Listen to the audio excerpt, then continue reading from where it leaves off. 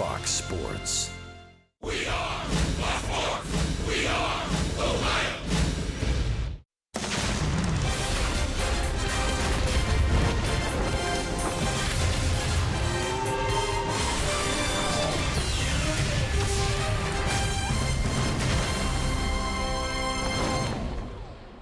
A beautiful night outside, and we're set for baseball. We'll see if the roof remains open. It's open right now. And it's game 2 of this 3-game series. Crowd still rolling in. Reds trying to even things up at a game apiece after dropping the opener to the Brewers here last night. Hi again, everybody. Alongside Chris Welsh and Jim Day, I'm Tom Brenneman. Welcome, as always, to Reds baseball. If the Reds are going to even this series at a game apiece, it would behoove them to retire Eric Thames. This guy already 10 home runs in the month of April. That's tied a franchise record. 7 have come against Reds pitching. Well, right now, Reds pitching are taking any and all suggestions, Tom. If you've got any, I think that they'll be listening, because this guy, it really doesn't matter what kind of pitch you're throwing him. I mean, whether it's a hard fastball from a left-hander or a breaking ball from a right-hander, he's an equal opportunity masher, and he has been mashing the Reds big time. Reds will try and slow him down tonight, and the man who has that responsibility has thrown the ball well here of late in Scott Feldman. Well, he has, but the one time that he did pitch against the Brewers, he walked 5 batters in that game, and I'm not really sure whether he just was off his control a little bit that game, or he was pitching around some of the power. He's got some big power left-handers other than Eric Thames in the lineup, including Travis Shaw tonight. So Feldman's going to have to be on the corners. His game is obviously getting sinker balls and lots of ground balls and using that curveball, which is a really good pitch for him. You know, we've talked a lot about Zach Kozart, but it is just staggering what he's done so far. I mean, spraying the ball all over the place, playing outstanding defense, and his defense is so good that you could even overlook that because he's hitting so well. But the triples that he has hit, the balls all over the ballpark, down the right field line last night, down the left field line last night, this guy's a joy to watch right now. All right, when we come back, now try this on for a trifecta, okay? For you horse racing fans out there. Jim Day, Joey Votto, and the Fonz. You remember Fonzie, right? Happy Days? Jim Day will put all of that together when we come back.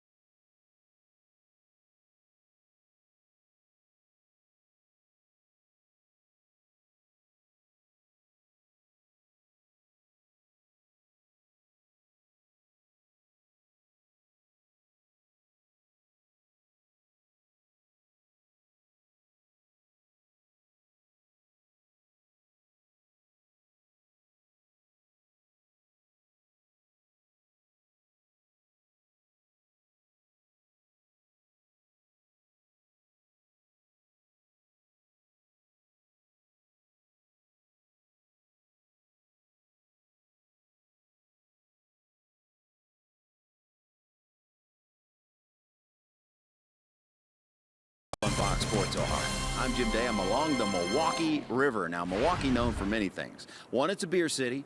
Two, Harley Davidson is here. And the famous sitcom from the 70s and 80s, Happy Days, was set right here in Milwaukee. And welcome in the Bronze Fonz, memorialized forever here along the river. Now, he's one of the most iconic TV characters ever. But my generation knows all about him. But do the Reds players know who the Fonz is? When I go, "Hey," do they look at me even weirder than they normally do? Well, we're going to find out in the game when I put that question to them. Also, Milwaukee. We asked the players their favorite road cities. Most choose a place out west with an ocean, sunshine, etc. Except for one Reds player. Believe it or not, Joey Votto loves himself some Milwaukee. Milwaukee's a good city. I really like Milwaukee. It's probably becoming my favorite city. Finding a quiet place to have a meal, a park that I'm used to, not a ton of people, low traffic, all of those things. Like, I mean, I'm from Toronto. I live in one of the bigger cities in North America, so you know, it's not something I need or want when I'm busy trying to get ready for a game. You also tend to like a place where you hit well. Check out Votto's numbers at Miller Park. It's our Elk and Elk storylines. .346 average, third best of any opposing player. First in on-base percentage, second in slugging percentage. He draws his walks, and he's hit 16 home runs. Dare I say those numbers are Arthur Fonzarelli-like.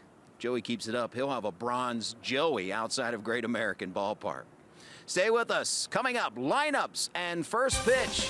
Who will be the Fonz tonight? Who will be Potsy?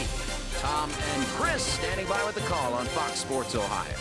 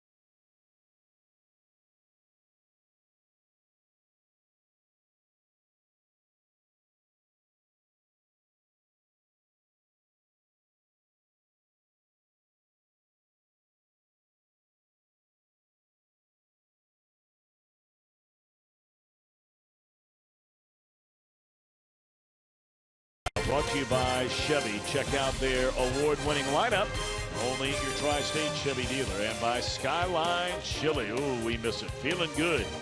It's Skyline time. Beautiful, beautiful weather night in Milwaukee.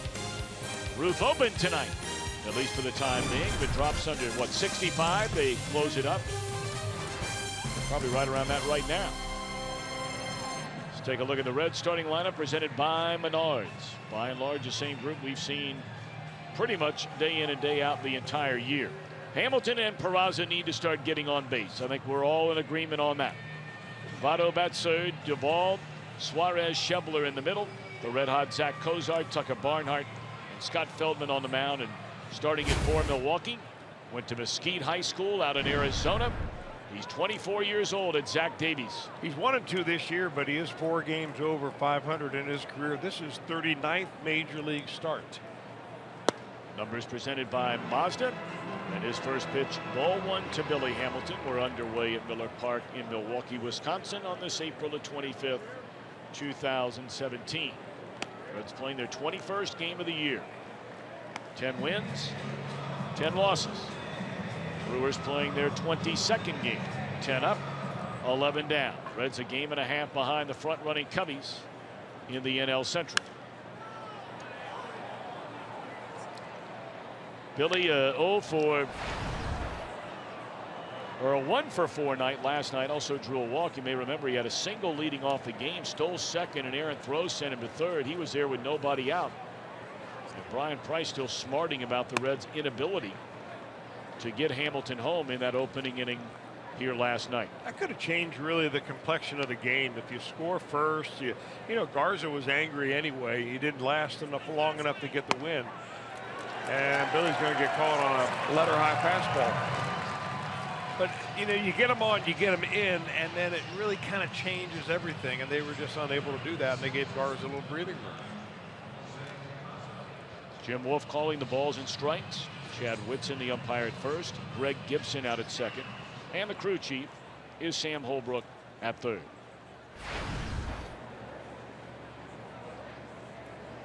Peraza 17 hits and 79 at bats. Hamilton with an on-base percentage over 280 and Peraza right around 250.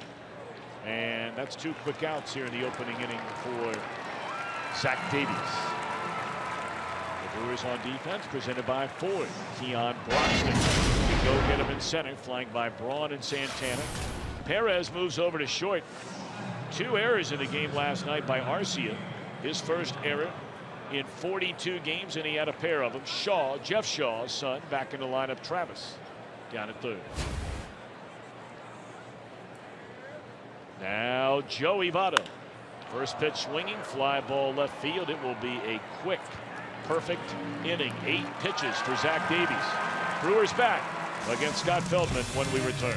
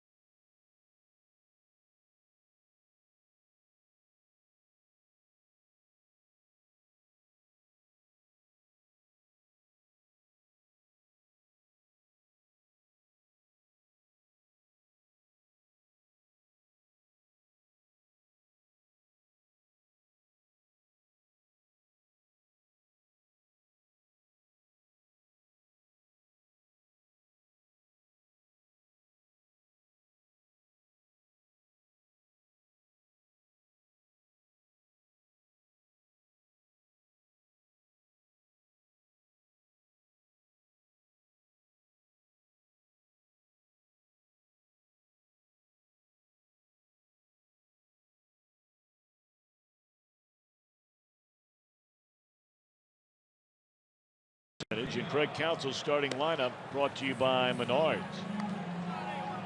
VR at second. Thames 10 home runs. Will bat second. Ryan Braun in left.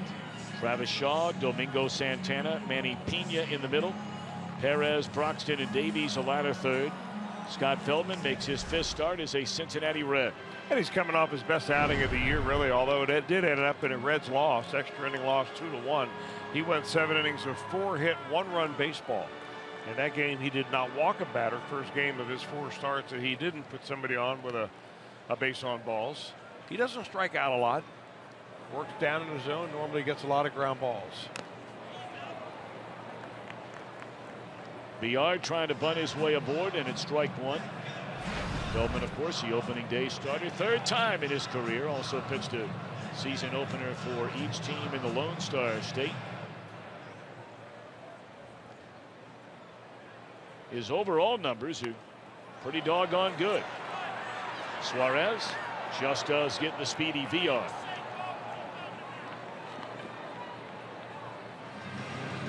Suarez had enough time on that to actually field it with his glove and then come up and field it like a ground ball.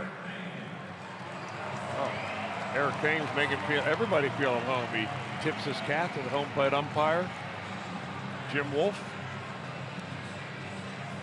10 home runs, which ties Carlos Lee for the most in franchise history for the month of April.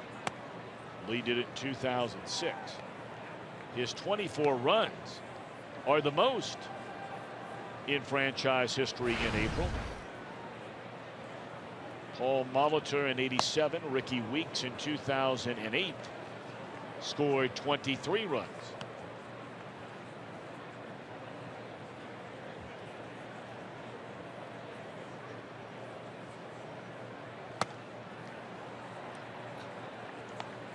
Saw the target of Tucker Barnhart there, set up way up and in. And that ball missed far, high, and wide.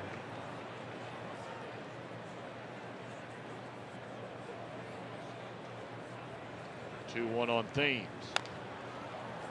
They're going to keep him in the ballpark. What a nice play that is right there. That's Jose Peraza with a bare hand pickup. Reds on defense, presented by Ford. Schebler's been swinging a hot bat, so too is Cozart.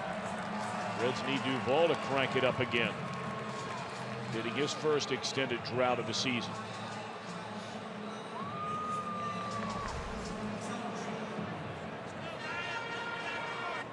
Because generally the team that scores first in a game, what, right around 2/3 of the time, or a little less, historically speaking, would win a game. Yeah, their bullpen has really struggled. In fact, they lost 2 games over last weekend against the Cardinals that they thought they had wrapped up. So they lost 3 out of 4 in that set. And they knew coming into the season that the bullpen would be probably the weak link. I think their closer, Naftali Elise, has lost his job as a closer, and that's not a good sign when that happens in the month of April.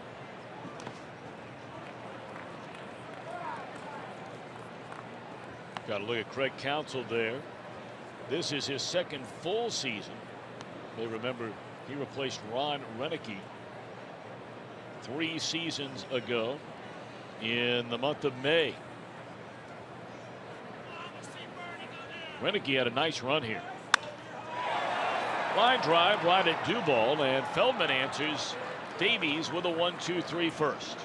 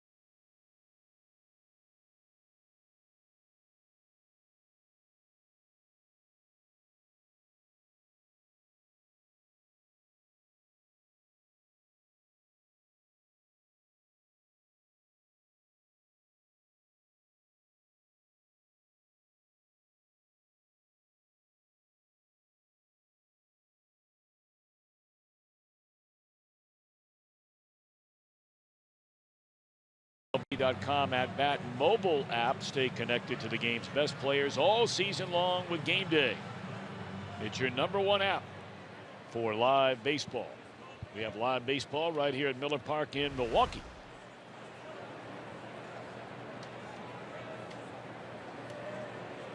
No score at the end of one. Duvall to start things against Zach Davies.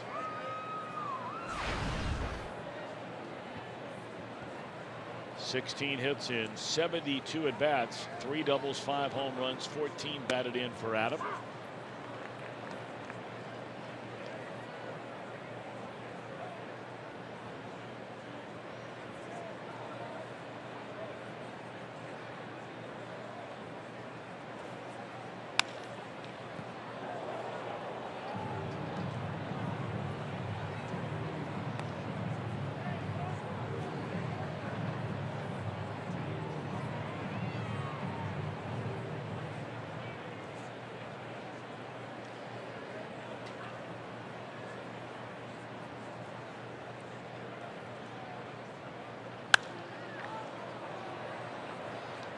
Down the right field line, and that's out of play. Well out of play.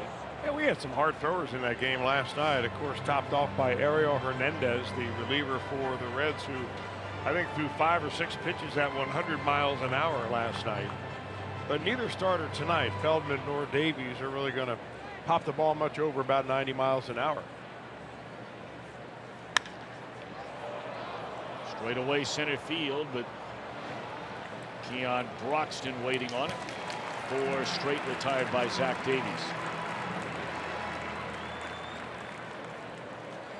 Well, you see what's given Zach Davies the problem is right-handers. I mean, the batting average or on-base percentage, batting average of .436.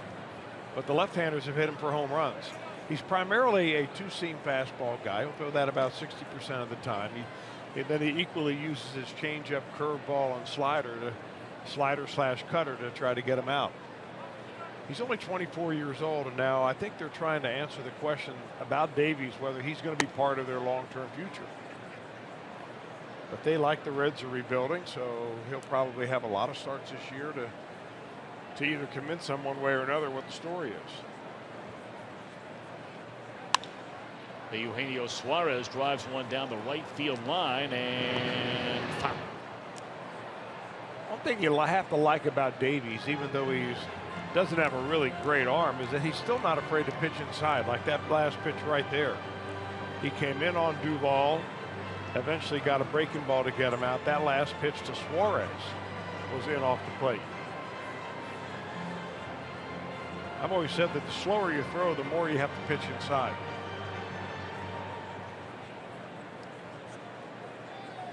Unless, of course, you have a Bronson Arroyo curveball. Which Davies does not have. No. Few do. True. Bronson will be firing that curveball up there Saturday against Mike Leake and the Cardinals. It's a good matchup. He was quite the mentor for Mike Leake. Yeah. When the two were teammates on some very, very, very good Reds teams, and especially starting rotations. Hopper down to Travis Shaw, and his throw in the dirt, and the runner is safe at first base. That'll be an error on Shaw. That's as routine as it gets. Yeah, it looks like he just kind of guided that ball over there. Now you see the wrap on his arm. You really wonder, and maybe, I don't know whether he got hit on the arm, he's got a contusion, or whether, that's just to make his arm feel good. But you don't wear that for style. I mean, there's usually something going on your arm if you're wearing a compression sleeve. So, maybe he didn't feel like he could cut it loose there. First base runner for either team. Suarez, 1 stolen base attempt, a successful one, held on over there by Thames. And here's a red-hot shoveler. First time all year long he's really started to swing the bat with authority. He had 2 hits, a home run, 2 RBIs in the win over the Cubs Sunday, and then in the opener here last night, 2 more hits, drove in 4, including a 3-run home run, his 5th of the year.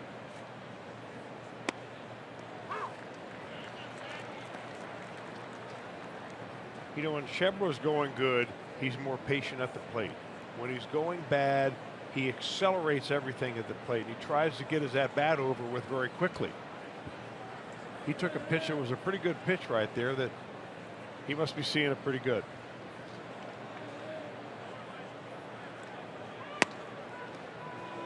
There's another pitch that he would have swung at more than likely in what, probably 3/4 of his at-bats up until the last few days. And that's really, I mean, if you're sitting in the Reds dugout, you're watching Joey Votto hit 4 times a night. I mean, if nothing else, you've got to learn that. That pitch selection is so much and so important about being a good major league hitter. Because if you chase the pitcher's pitches, they're going to really get you out a lot.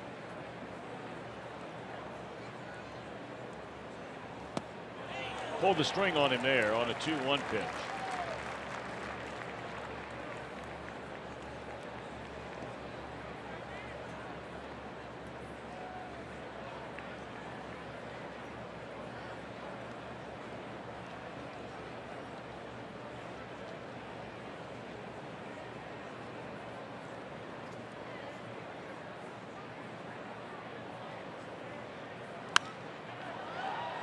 Came back with a fastball.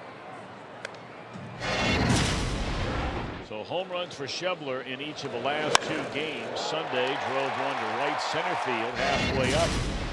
And then last night, that ball was killed. Yeah, that's a really impressive one right there. That was a really good pitch low and away. You got to be some kind of strong on that. He's out on strikes, his second of the game for Zach Davies. Second time in that at bat, he pulled the string and threw him a really good changeup. That's what Davies brings to the table. 4 pitches that he will use, and it's kind of tough to guess along with him. He sells that just like a fastball. And now the hottest hitter in the Reds lineup, and really has been since opening day, is Zach Kozar.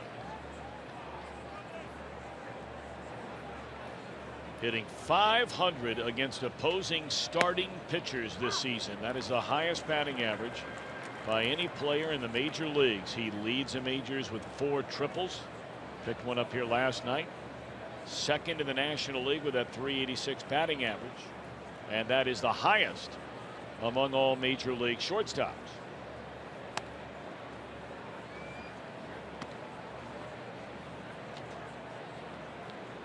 If you're wondering who in the world could be off to a hotter start than Zach Kozar, the answer would be Bryce Harper of the Washington Nationals.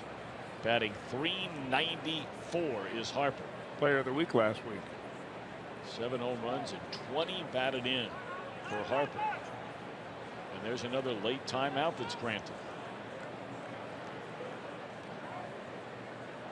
Harper is second in the league in home runs to Thames, second to Ozuna of the Marlins in runs batted in, second to Thames in runs scored, third in hits, and third in total bases. So a pretty good start after a real down year for Bryce Harper in 2016.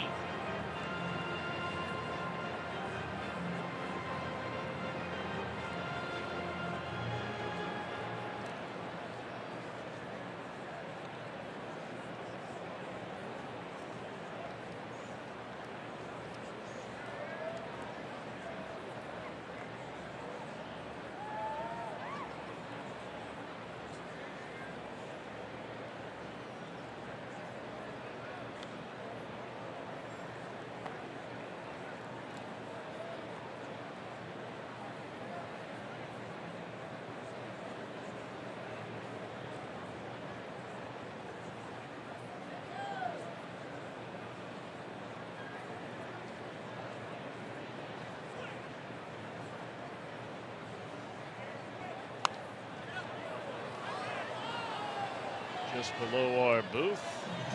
Nice catch by a fellow directly down from where we sit. See in his career, Kozar not even a .250 hitter against right-handers. What a start against him this year.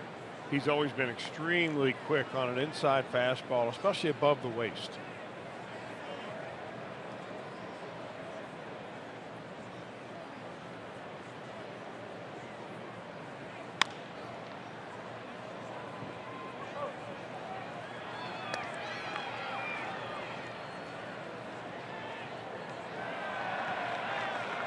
Well, if Davies holds true to, the trending that he's done so far, he's gone in, he's gone out, he goes in and out. He has not thrown back-to-back pitches in the same spot.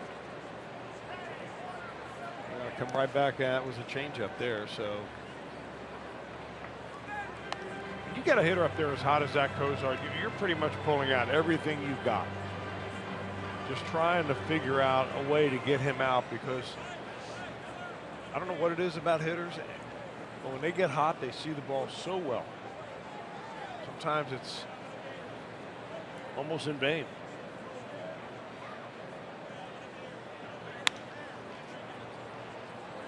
And that's what Brian Price was talking about before the game today in reference to Eric Thames.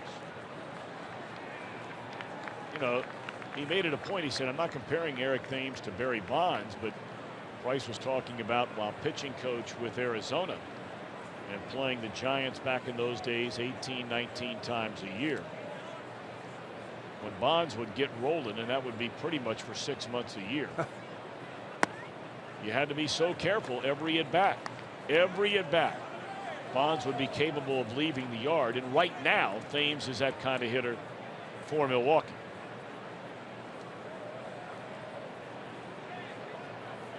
Reds got him out the first time tonight. Yeah, they're going to play him behind the runner right here, so Suarez should be able to get a big lead.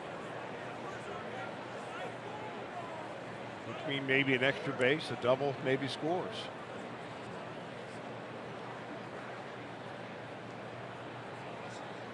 Three-two on the way, and it's hooked into left field, and yet another base hit for Kozar. Because he was off and running with a pitch, Suarez will go first to third. My oh my, is he hot. What an excellent at bat. I mean, he fouled off so many really good pitches. He took some marginal pitches, and Davies goes with that changeup. You can see the kind of the circle change grip, and Kozar stays right with it.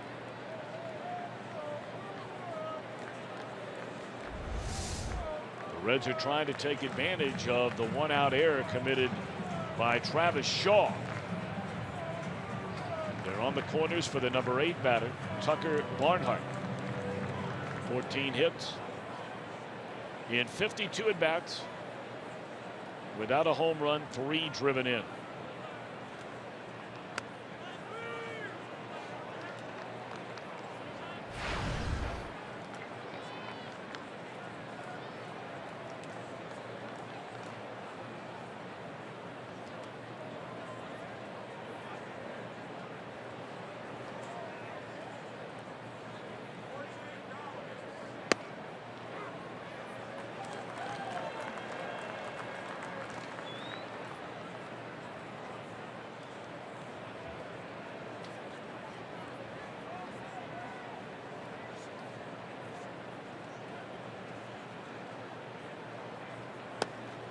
Two balls and a strike.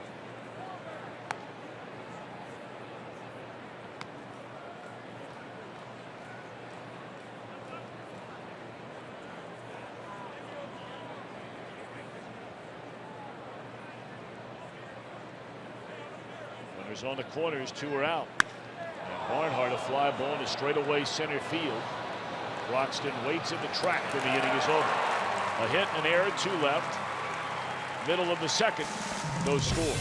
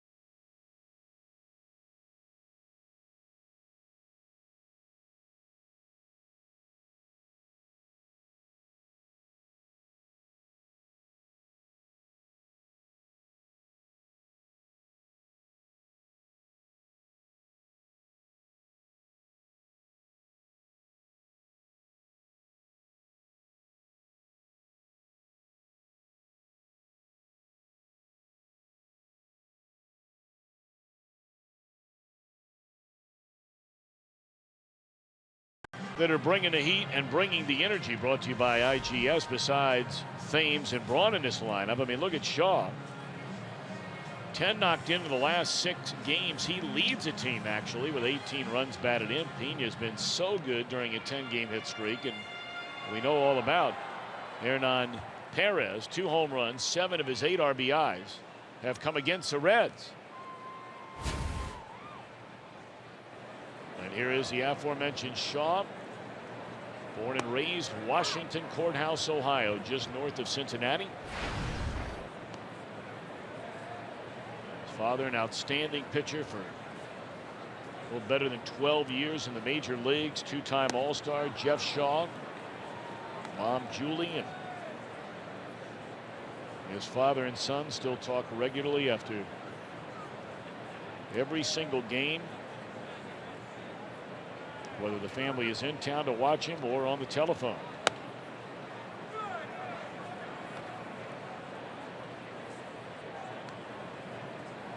Jeff was saying they talk about every at bat. They go pitch by pitch through the at bat every night. Strike 3 called. They'll talk about that pitch tomorrow morning or maybe later tonight. That was a dandy by Feldman, who's retired the first 4. Feldman's got a lot of action on that ball. You know, he is a guy that has got long arms and long legs, and when he gets that extension, he can get that ball to back up a little bit. That's a very tough pitch for a lot of right-handers to throw. Now Domingo Santana. Anytime you can throw a fastball that comes out of your hand looking like a ball and then ends up as a strike, what a great weapon that is.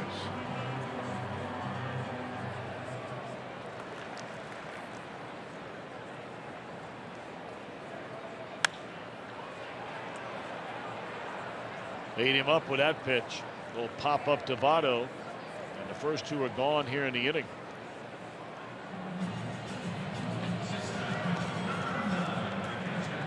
Feldman's only 34 years old, but he, like many of us, going gray a little on the early side. Father Time working over that beard on him right now. I know the feeling, young man. Now Pena. Just told you about his 10-game hitting streak, better than a 400 batter during it. His on-base percentage up over 460 this year. Of course, it doesn't hurt when the batting average is at 439.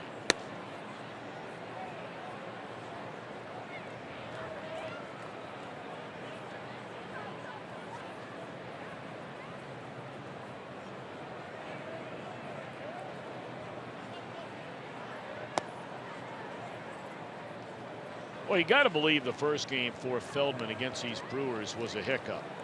He has only walked a total of 8 batters this entire season. 5 came in the 1 start against Milwaukee back on the 14th of this month. He's only had 1 other game where he walked as many as 2. 1 start, he walked 1. And Thursday against Baltimore in 7 brilliant innings, allowing 4 hits and a run. He did not walk a batter all night. And as soon as you talk about not walking anybody, you promptly walk somebody. People at home blaming you for that walk. Yeah, it's my fault. Well, you know, that's what a veteran does, though, Tom. And I think when you sign a guy who's 34 years old, who's been around the block for 13 years, the way that Scott Feldman has been, that you hope that his really bad games are the game that you just saw. 5 innings where he keeps you in the game, not in a game in where he goes 2 innings and he's given up 8 runs and you've got to wear your bullpen out. So it's all about damage control on those bad nights, but it looks like he's got pretty decent command tonight. Well, here's Perez, who has just killed the Reds, and he's only started 3 games. Well, he didn't like that pitch. He's played in 4, but started 3. Take a look at those numbers. 4 for 31 against everybody else. 5 for 12, 2 doubles, 2 home runs, 7 knocked in against the Reds. Well, the Brewers have clearly been at their best this young season against Cincinnati. Look at that batting swing. I mean, that batting looks like he's had that since A-ball.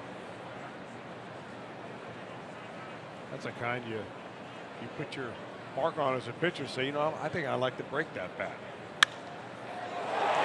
That ball just shot right past Votto into the corner, and Perez is at it again. He has another hit and another RBI against Reds pitching. 8 of his 9 runs batted in against the Reds this year. That's a triple, and it's 1-0 Milwaukee. Scott Feldman's looking at the big scoreboard here and the video board, wondering how did he hit that particular pitch down the right field line. I mean, he just put the solid part on it and hit a line drive with really an uppercut swing. That's one of those swings that is kind of a low percentage swing, but somehow stayed fair and went down the line, and the Brewers have scored first. This guy kills the Reds. It's amazing. He's got 5 extra base hits against the Reds. He has 1 against everybody else.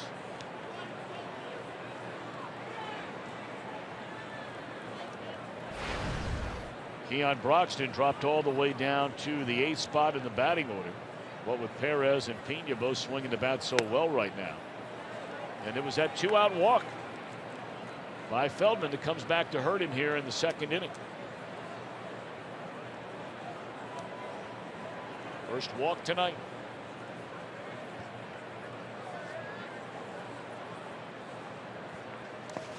Well, all the walks that Amir Garrett gave up last night came around to score all 4 of them. Now Feldman is 1 for 1. The 2-out walks normally don't hurt you unless they're followed by a 2-out triple. It's fallen behind Broxton, 3 balls and no strikes, and that's a 4-pitch walk.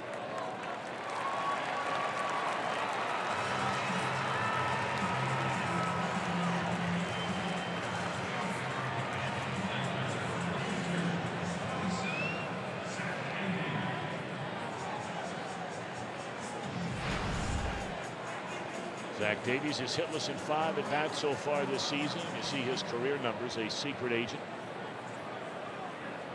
Secret agent 085 reporting for duty. Runner takes off for second, breaking ball, strike 1.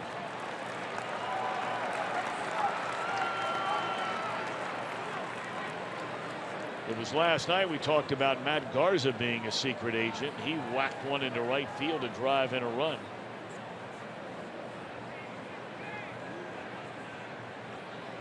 One of the 10 surrendered last night in 3 1/3 innings by Amir Garrett, 9 of which were earned. Ryan Price felt terrible. Yeah, that's a shame. I mean, because you've got to pitch a lot of innings to dig out from under that kind of run in one outing.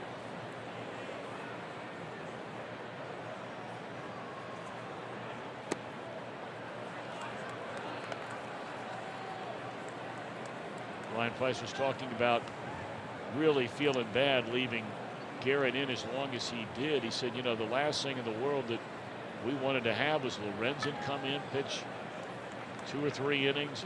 Maybe Peralta has to pitch, Storen has to pitch, which meant tonight both of them would have to be off. So you got great work out of Hernandez, who was sent back to the minor leagues today. Brewers get a run. They strand 2 and lead 1-0.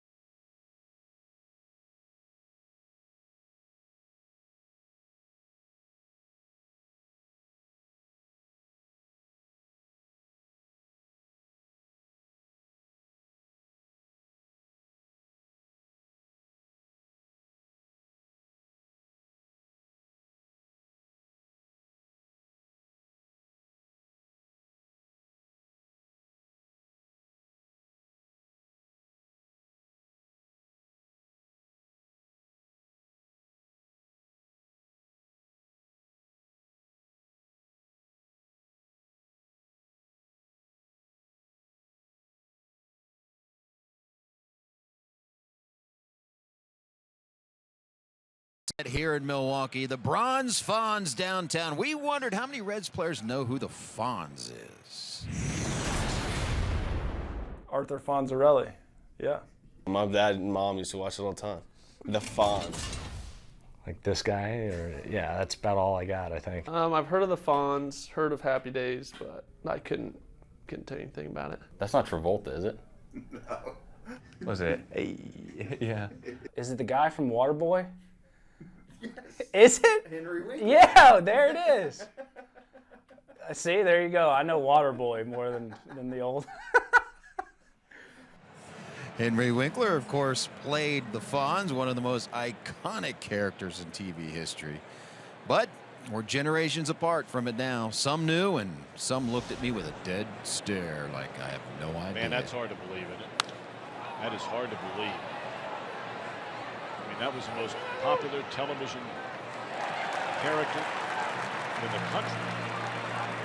Feldman pops up on the first pitch. Jim Day, you, however, during dinner together tonight, you were serenading us with a little bit of Laverne and Shirley, another sitcom based right here in Milwaukee. Cindy Williams and Penny Marshall, as I recall. There were a lot of spin-offs from Happy Days, and Laverne and Shirley was one of them. Mork and Mindy, another. That's a big league show there. So, yeah, that was about as good as it gets. 9 seasons from 1974 to 84, Happy Days. Yeah, good stuff. Ron Howard.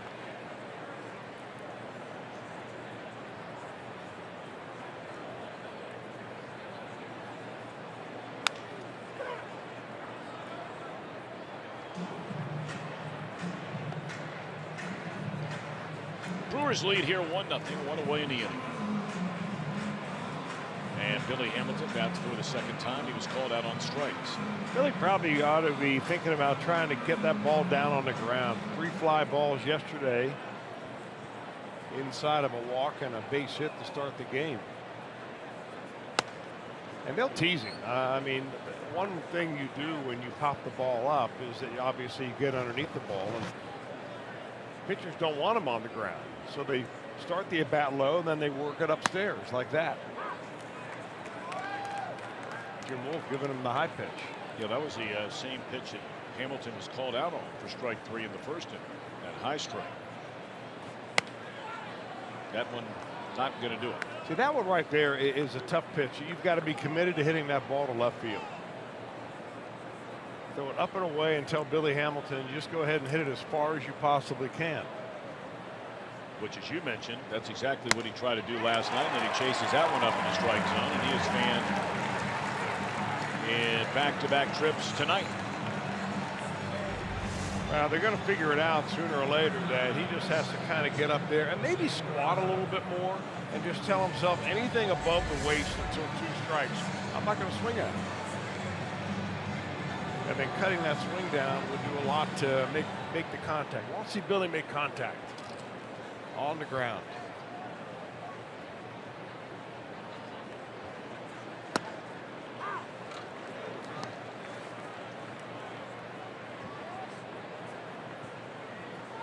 Jose Peraza bounced out to his counterpart his first time up.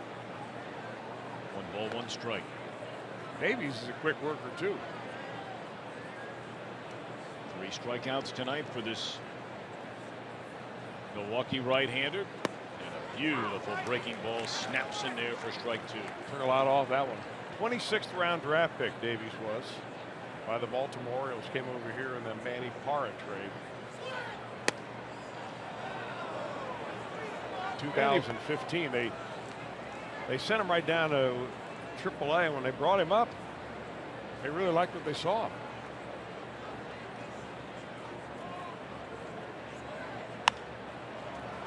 That one fisted into right field, a base hit by Peraza. He'll take him any way he can get him, and it allows Votto to bat with 2 outs and a man aboard in the 3rd. Davies tries to come in there with that fastball after a couple of curveballs. That ball was up and in, probably out of the zone. Self-defense action there by Jose.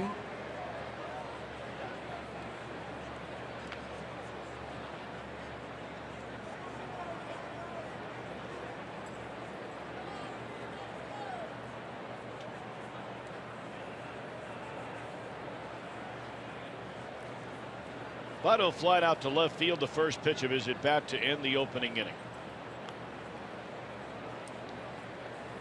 So if you're thinking about a stolen base right here, Davies is not easy to run on. Plus Manny Pena has a great arm. And Votto has hit 5 doubles and 6 home runs out of his 17 hits. So he's an extra base hitting machine right now.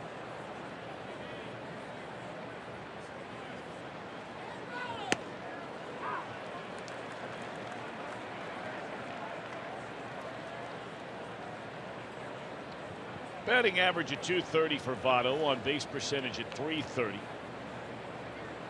walked 11 times.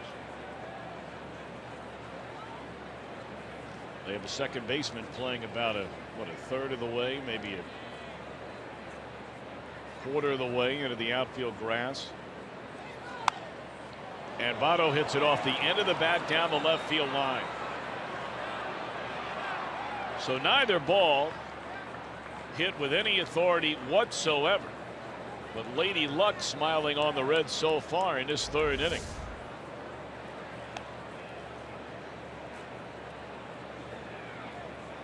Boy, Zach Davies must feel like he's a little snake bit right now. He made a really good pitch on Peraza, base hit. Makes an equally good pitch on Votto, base hit.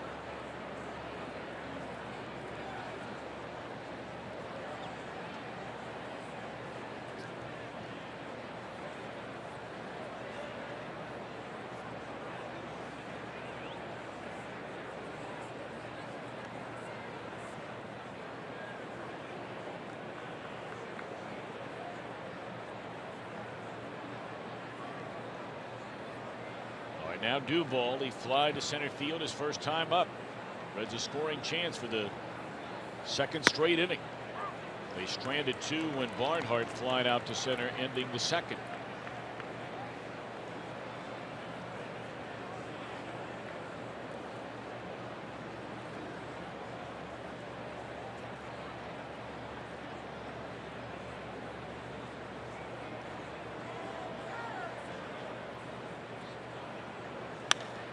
Straight up in the air, they're going to strand 2 again. Roxton sure-handed out there in center, and that's out. 4 left in the last 2 innings. Frustration from Duvall.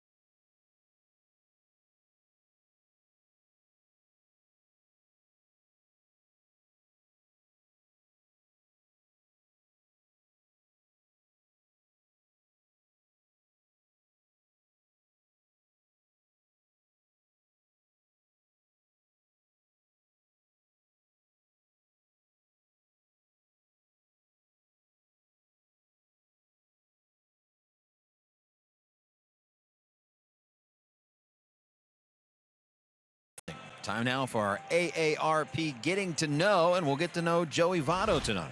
3 favorite hobbies: cooking, reading, and taking Maris for walks. Maris is his dog, named after Roger Maris, and we've seen Maris here in Milwaukee. And if you caught the game open, Joey Votto, the only Reds player to list Milwaukee as his favorite road city. How about that? And In fact, I saw him out with Maris. They were just coming back into the hotel when I was getting to the hotel, checking in yesterday, and got on the elevator together. Maris is just an adorably sweet dog. And I said, Joey, I said, you know, well, where do you go? He said, you know, he said, I try to save a lot of my energy, so I don't want to necessarily go on really long walks, but I'll get Maris out and I'll bring the Frisbee. And apparently Maris can catch the Frisbee. So he'll throw it. Maris will go get it. It's a good arrangement. Real good. I wonder if Maris knows the hotel where the Reds stay has a reputation for being haunted. Well, maybe that's why you bring Maris around to the hotel in Milwaukee. I'd have started bringing Penny and Stella. I mean, they'll scare the daylights out of somebody if they're thinking about getting anywhere near me.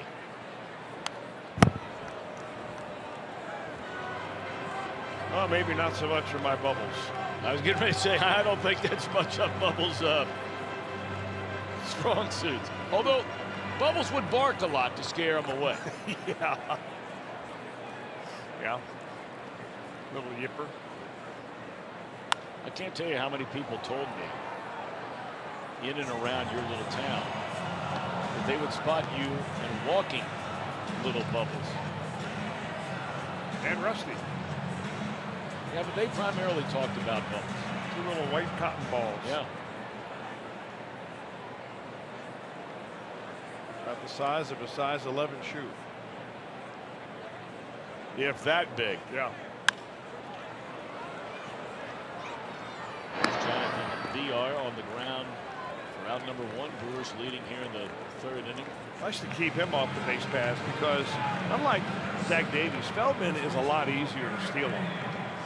He's a little more deliberate to the plate. He's got a reputation for not having a great move to first base, and the numbers bear all that out. So VR is their main base stealer.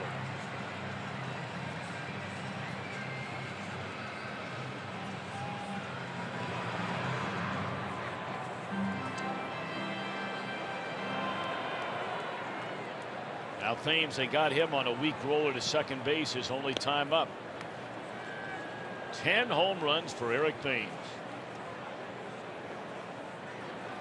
Signed a 3-year contract after 3 monster seasons playing over in Korea.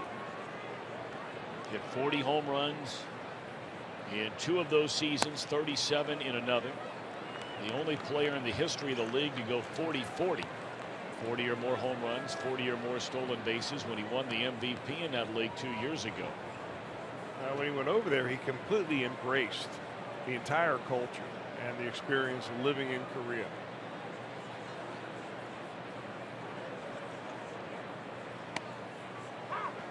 And that included the pre-game workouts.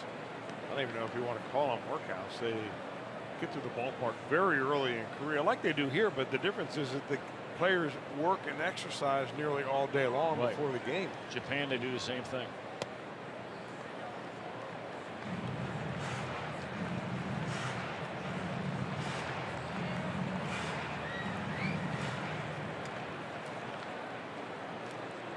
Couldn't believe it when we went over there a number of years ago to open a Major League Baseball season in Japan.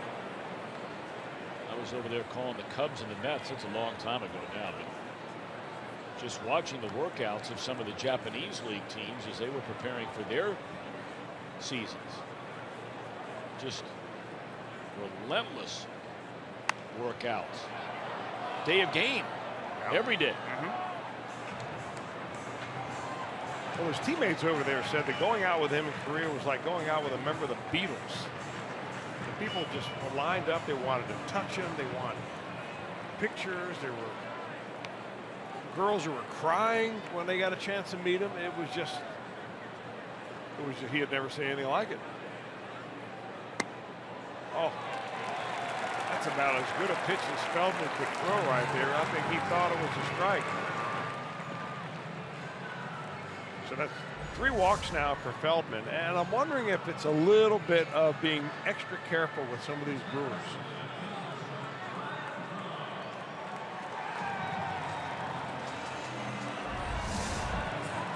not really sure how to read that box with the trailer like that, except to say that it was pretty close.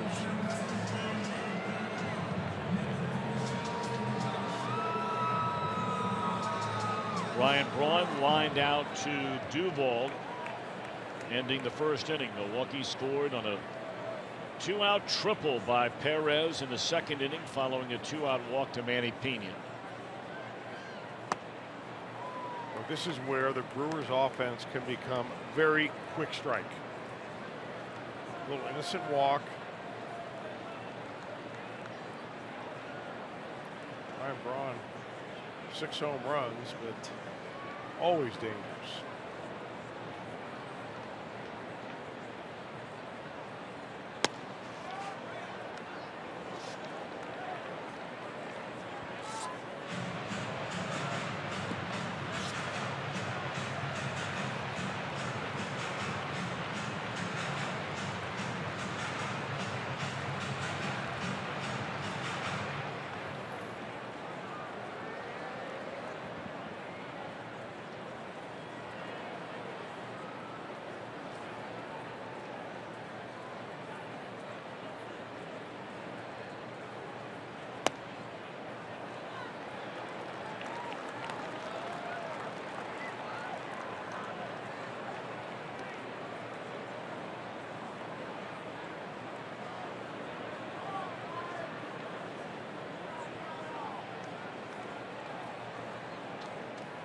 Assume the green light. Oh, yeah.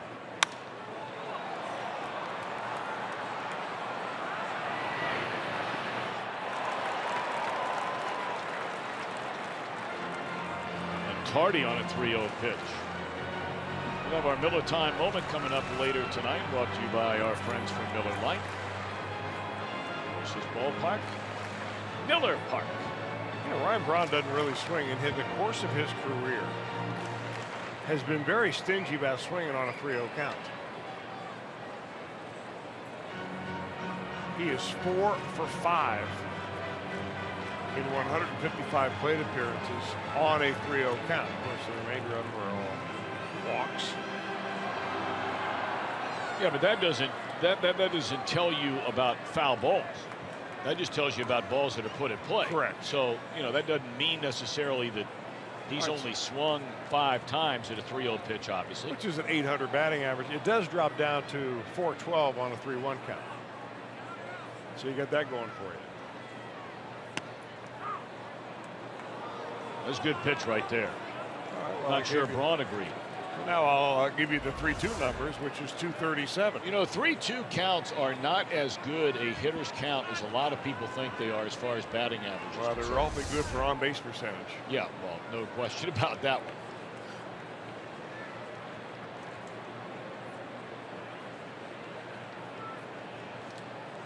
Three and 2 the count on Ryan Braun. Let's see if Thames is running here. He is.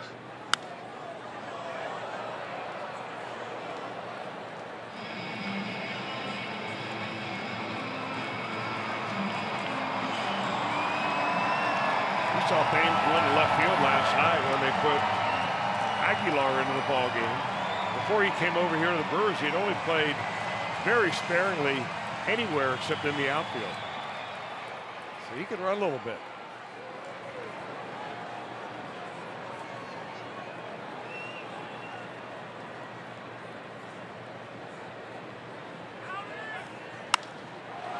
Down the right field line towards the corner, and Schebler watches it go foul.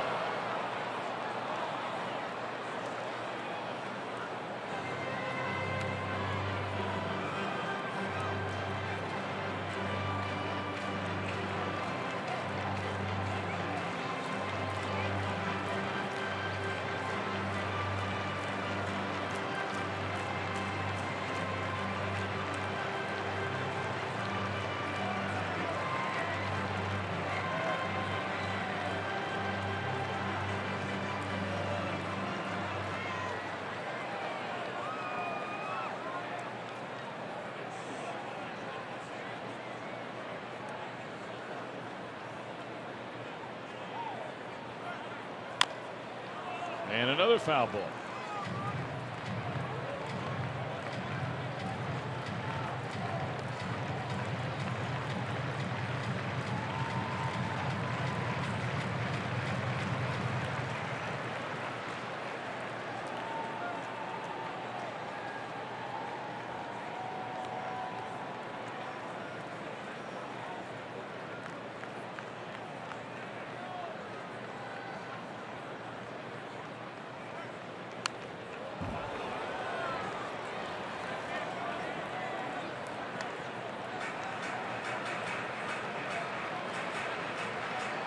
be the 10th pitch in this at bat.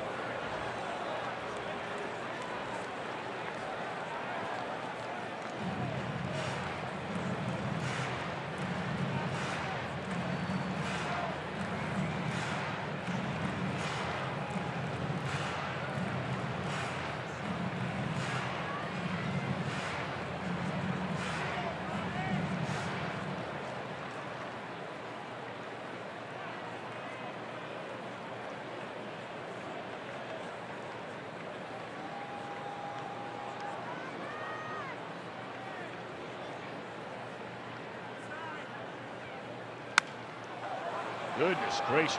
What an at bat so far by Braun. And on a 3-2 count, Feldman keeps throwing him strikes.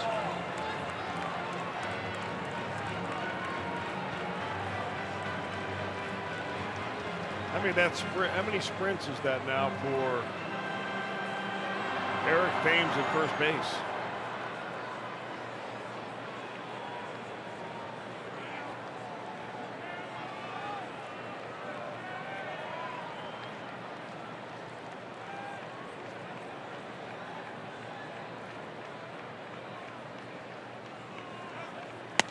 Struck him out, throw to second, double play on the tag. How about that? And Feldman pumping that fist in the air as he wins the lengthy battle with Ryan Braun and a strikeout to complete the double play.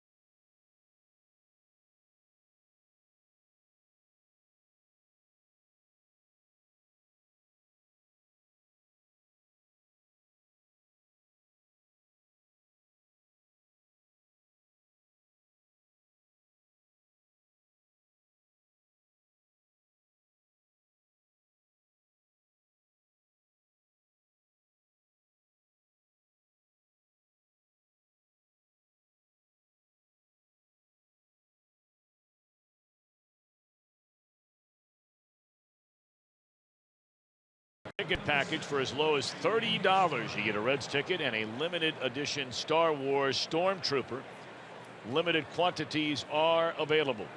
You can get the Star Wars themed ticket package today at Reds.com/Star Wars. Reds trail Milwaukee in game 2 of 3 here in Miller Park. 1-0 our score. Brewers scoring the lone run of the game, a 2-out walk to Manny Pena in the second inning, and he scored on a triple by Hernan Perez. Slow breaking ball had Suarez way out in front. He reached on an error by the third baseman, Travis Shaw. Reds have stranded 2 in each of the last 2.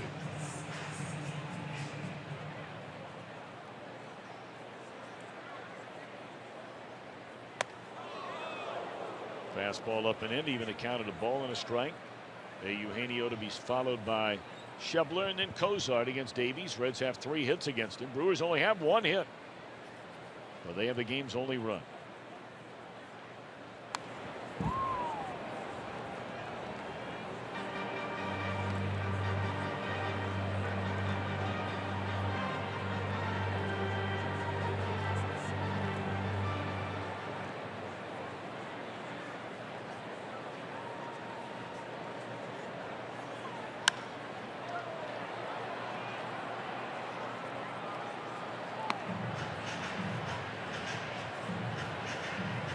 Play a day game here tomorrow. We will not have it for you on Fox Sports Ohio. We will be back with you. Already the Reds' second trip into Busch Stadium in St. Louis begins on Friday night. Have all 3 games against the Cardinals over the weekend. Then the Reds are back for a great homestand. We talked about it a number of times already. Monday, Tuesday, Wednesday, Thursday against the Pirates. Friday, Saturday, Sunday against the Giants. And then the New York Yankees come to town Monday and Tuesday of the following week.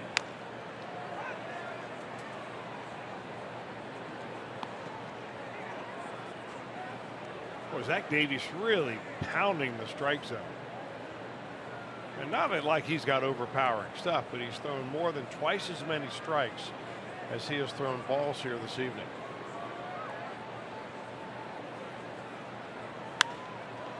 And he continues to pound away. 42 strikes against 17 out of the zone. Suarez has been good at home, but on the road. Reds only lost for the second time on the road so far this year. They've only played 7. And Suarez is swinging a miss. And let's take a game break, send it back to our studios in Cincinnati, and check in with Jeff Piecoro. Jeffrey.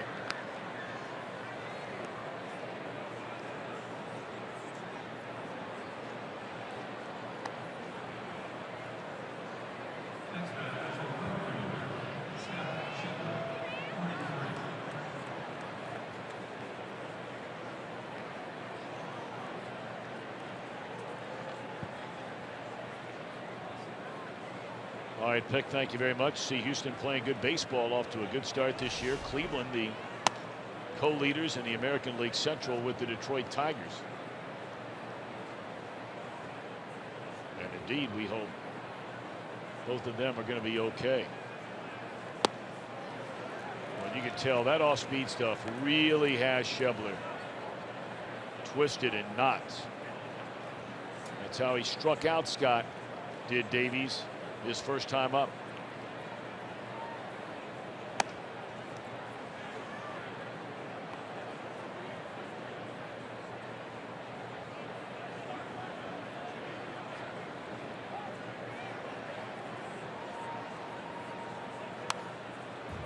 Doubled up on the fastball there.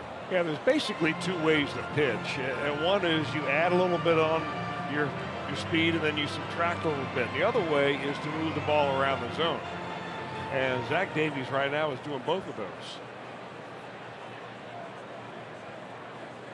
Guys really had a hard time with his control the early part of this year. In 19 innings and walked 10 batters. But he has not walked a single Red through the first 3 1/3 tonight. And you see the pitch count had to wiggle out of trouble in the 2nd and 3rd innings. And there's his first walk of the night.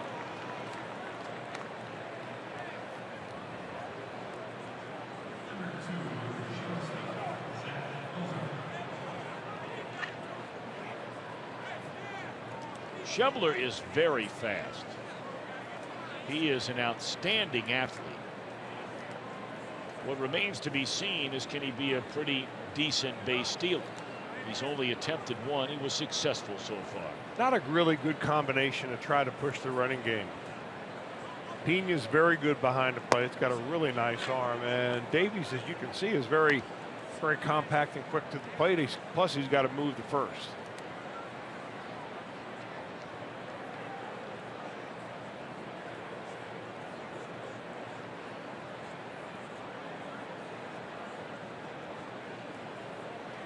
Cozart has one of the 3 Reds hits in this game. Singled into left field his first at bat. A ball and a strike.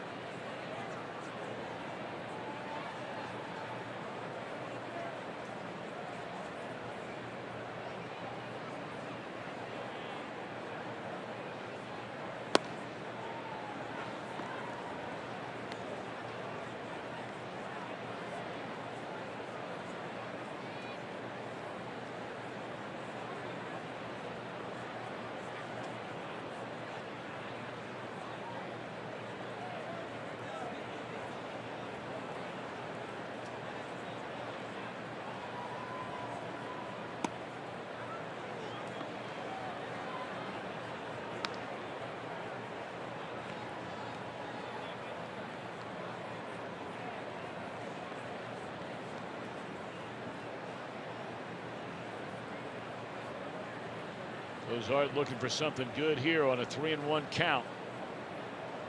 Davies coming to the plate. Hot smash left center field. On his way to third is Schebler. He'll get there easily. Throw goes into second base, and Cozart is safe with a double. Boy, did he hit that ball hard. I mean, Cozart right now is a line drive waiting to happen.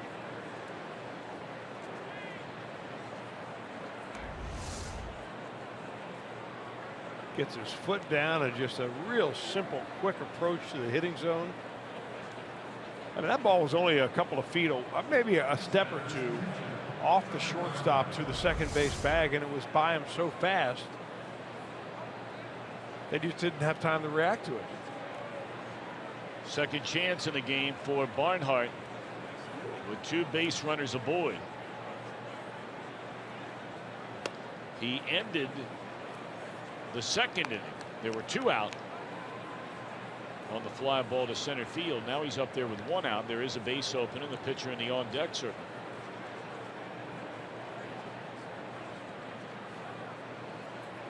Runners at second and third, and the Reds trying to change the count in this one. Brewers lead 1-0.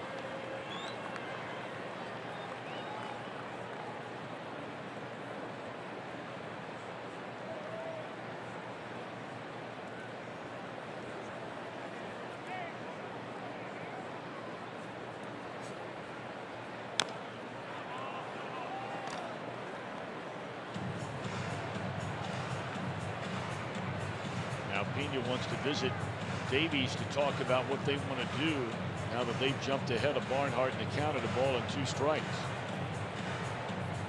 What might they be thinking about here, Chris? Well, with 1 out, I think that they want to make sure they get an out here. Even though they've got a base open, you've got the pitcher on deck.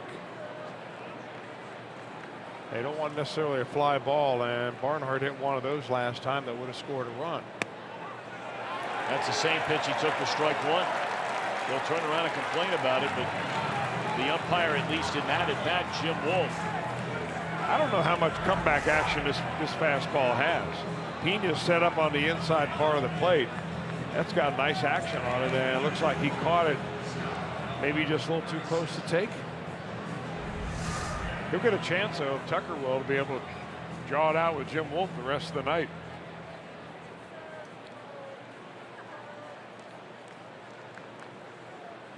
Feldman fouled out to third, his only time up. He's 0 for 7 so far this year. He doesn't take a bad swing, though. Left-handed hitter.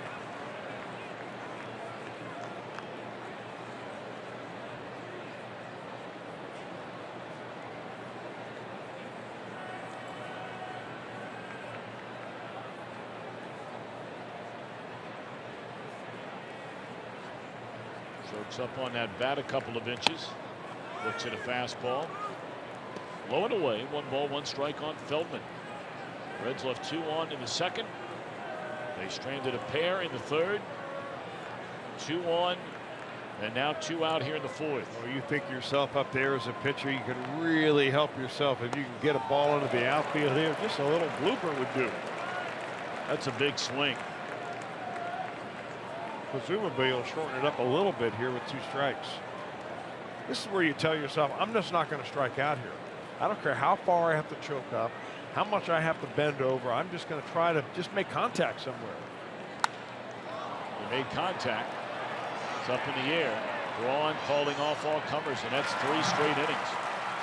The Reds have missed on a chance to score. They've left 6 in the last 3 frames.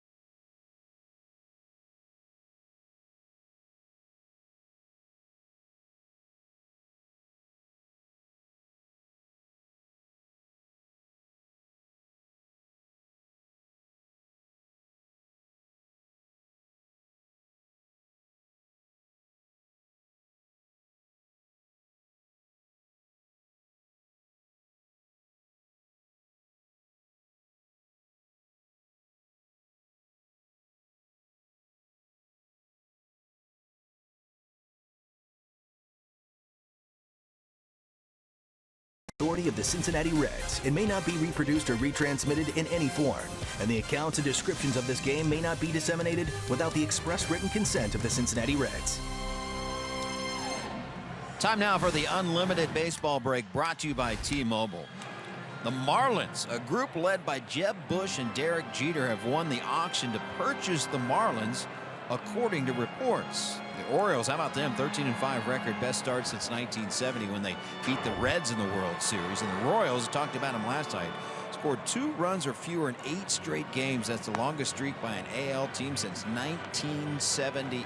So a few years back, if you ask me what Jeb Bush and Derek Jeter would have in common, I would say not much until today. How about that?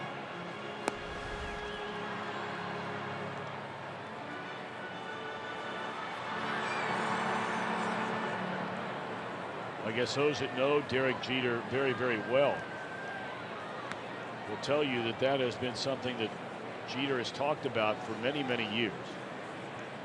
I mean, obviously, he made a ton of money, not the kind of money that would allow you to go out and buy your own Major League Baseball team. You know, it's one thing to win the auction. You have to then put the whole deal together with the current owner, Jeffrey Loria. And then it has to meet the approval, and that many times is the most difficult part of Major League Baseball and the other owners. They don't want to see teams, you know, highly leveraged and that kind of thing. And so that's just the first step in what could be a lengthy process. We'll see. It's a foundation of a pretty good group, though.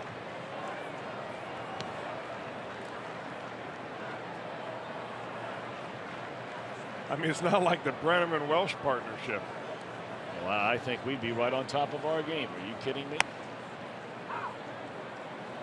No. Let me check if I have any spare change. Yeah, let me know if we can find any. Yeah.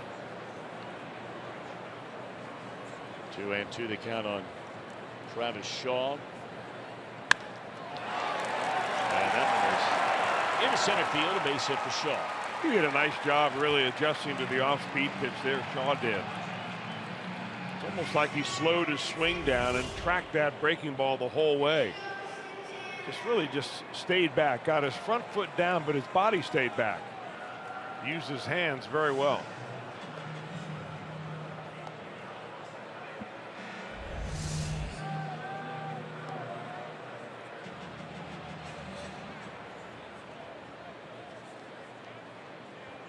Shaw aboard to open up the Milwaukee fourth. Brewers lead 1-0.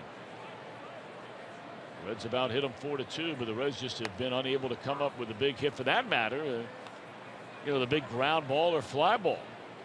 They had a 2 on, 2 out in the second, couldn't get the big hit. 2 on, 2 out in the third, couldn't do it. 2 on, 1 out in the fourth. Barnhart called out on strikes, and then the pitcher Feldman popped up. Threw a fastball right by Domingo Santana. 0-2.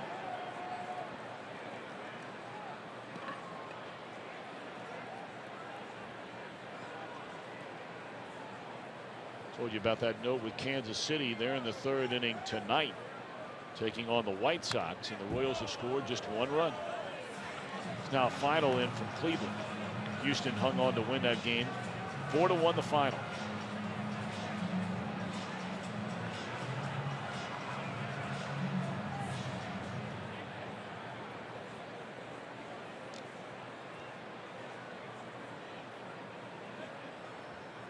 Had a limited schedule in the National League last night. There's strike 3 to Santana, and that's 4 of them tonight for Scott Feldman. Full slate of games in both leagues on this Tuesday night.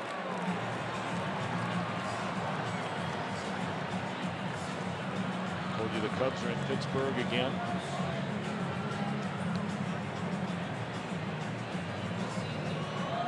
Cardinals open up a series at home interleague play against Toronto.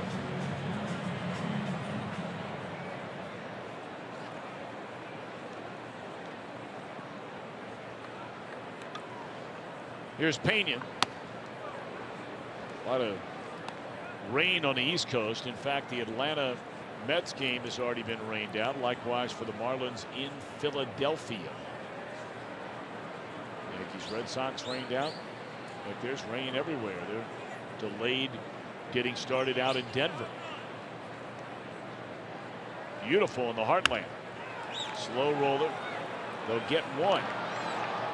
And then on the exchange, Peraza had it pop out of his mitt. He may have had a chance. Slowly hit ball, but it looked like if he cuts it loose quick, maybe. Pena runs like a catcher. That's what gives the Reds a chance right there. And he had all intent to try to turn that baby, except that he had a little bobble action.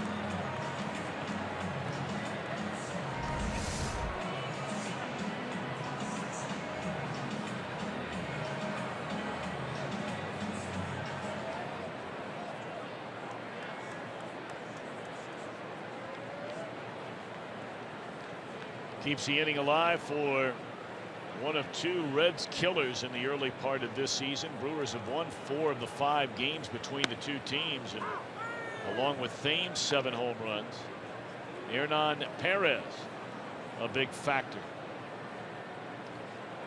8 of his 9 RBIs on the season have come against the Reds, including the triple down the right field line in the 2nd inning tonight. And another hit, and this is trouble. This is going to be cut off right at the track. Bobble. This will bring in another run. Pena will score another triple for Hernan Perez. 9 of his 10 runs batted in against the Reds. Now, I don't know technically whether it's going to be a triple or maybe a double and an error with the way the ball was bobbled on the warning track. But he has hit the ball hard both times up. First time down the right field line, this time in the right center field gap. Right over the head of the second baseman, Peraza. Hamilton comes a long way to cut it off. That little bobble right there allowed Manny Pena to come around. He's getting his wind sprints in. That is the 2nd time he has scored from first base on a hit by Perez. And I believe it is scored a triple.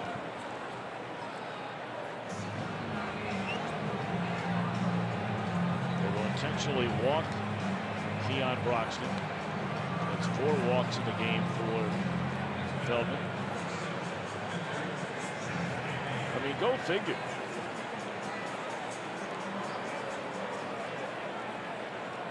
Perez has not hit anybody all year. 4 hits against the rest of baseball. There goes Broxton. And he'll take second. Give Keon his first stolen base.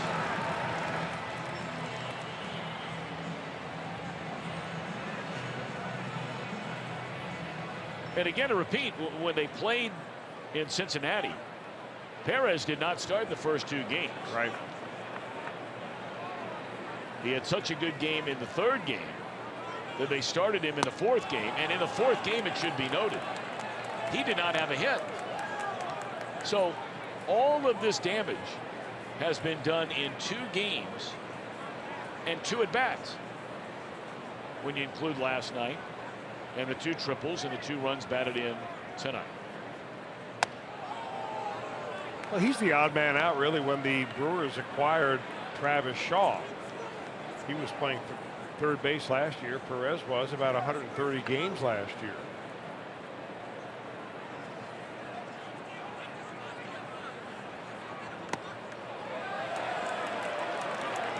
Eduardo Parra, we understand, is the last Brewer to have 2 triples in a game. That was in 2015.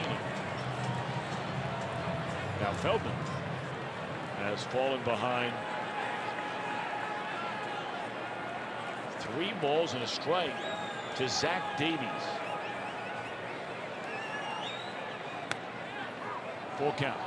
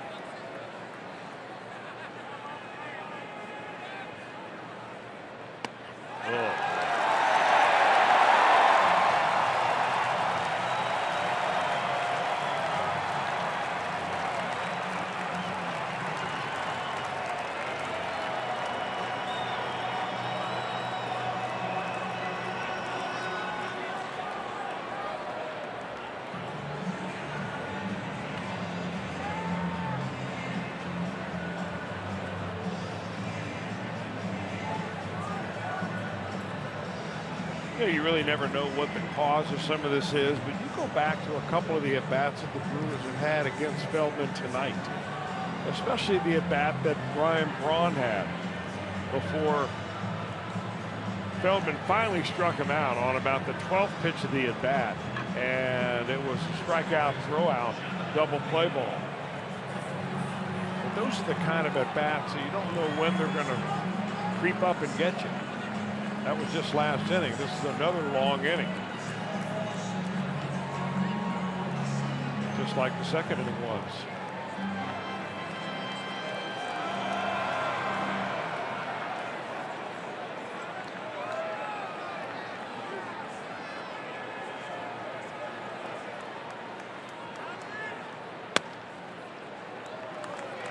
It's one of those moments in the game where you stay in it, or your team is in big trouble. Yeah, and a fraction of an inch can make a difference, because that's about all that last pitch looked like it missed by.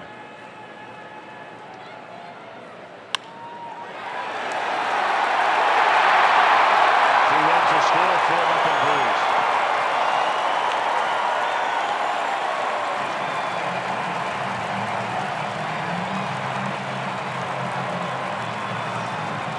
So frustrating for a pitcher. Feldman thought he makes a good pitch. It comes right back to him. You think you got a shot at it, and it goes right underneath your glove.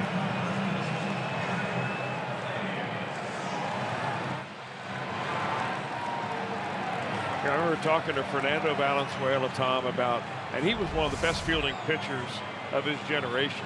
I asked him what his trick was, and he said he just puts the glove all the way to the ground. And just that difference right there would have gotten the Reds out of this inning. Well, it would also help if you didn't walk the pitcher. And then you have to face this guy.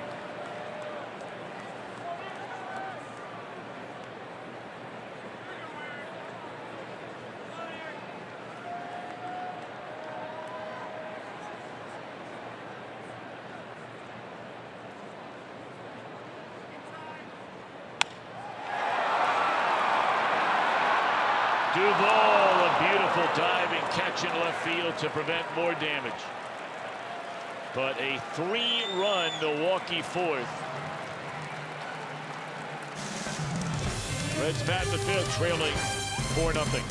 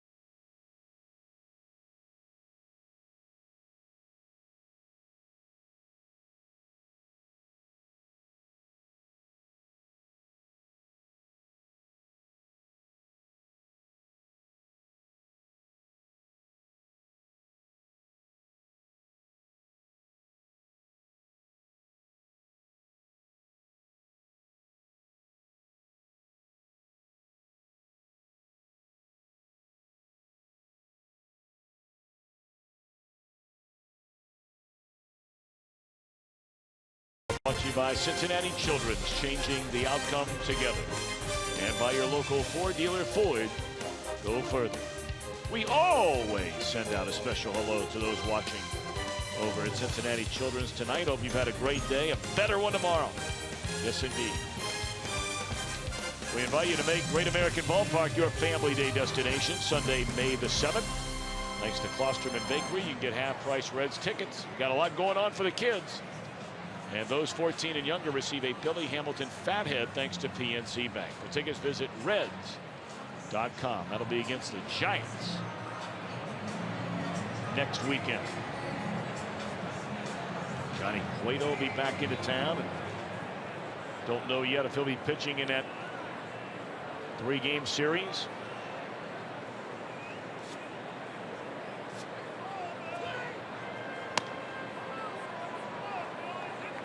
Speaking of Billy Hamilton, he'll start things off here in the Reds' fifth after a 3-run nightmarish Milwaukee bottom of the fourth, where the pitcher walked after an intentional walk in front of him with 2 outs to the number 8 hitter Keon Broxton.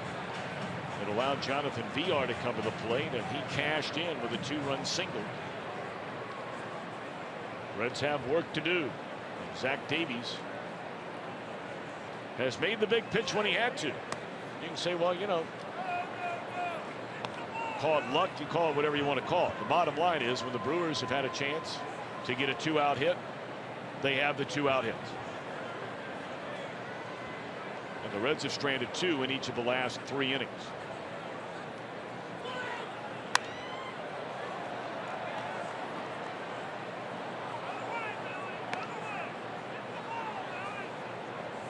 Hernan Perez had a 2-out triple after a walk in the second inning. He had a 2-out triple in the fourth to knock in a run. And then Villar, the 2-out 2-run single.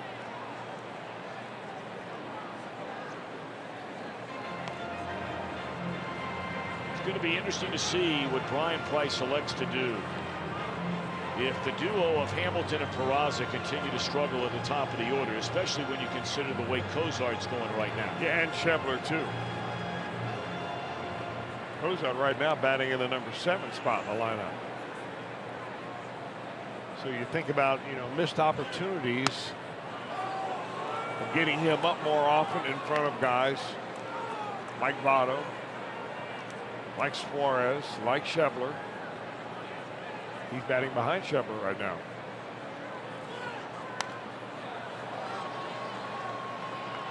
The one thing a lot of managers are wary of is changing the lineup on a daily basis.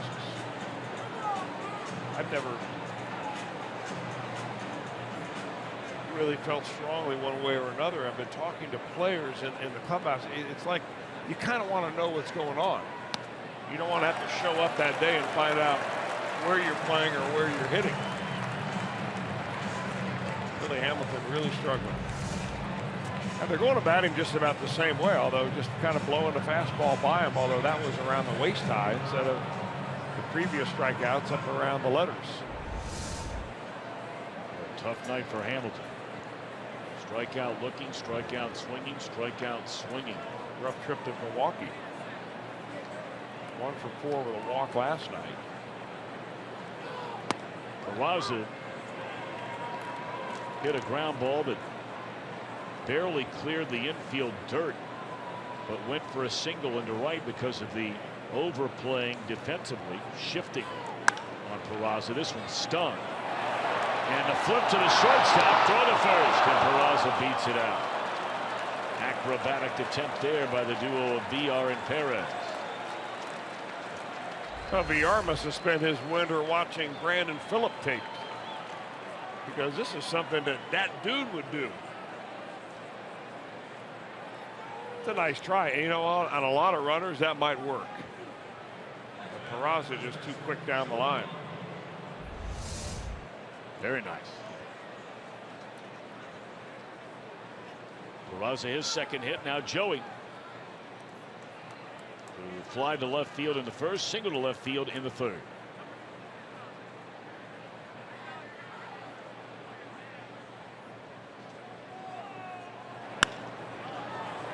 Down the left field line and slicing foul out of play.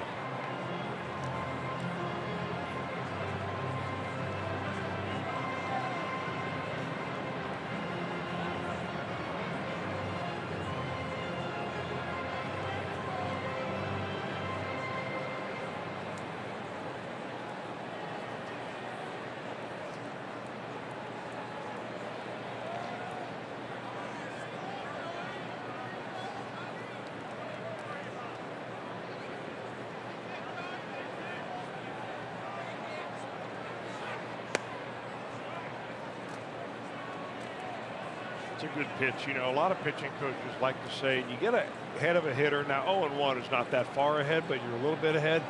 Move the hitter's feet a little bit. Make him get back in the batter's box after he unsettles his toes.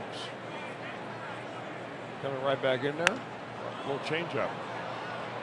And a fly ball in the left center. Be run down by Broxton for the second out here in the fifth. Peraza stays at first base. Adam Duvall makes his way to the plate. I don't know what they said to Zach Davies to have him start throwing strikes, but I sure would like to find out. Because you're right, Tom. Early in the year, he couldn't find the strike zone. And now he's throwing strikes with just about every one of his pitches. I mean, you look at his starts this year. First start, walked 4. And in each of the next 3, he's walked 2.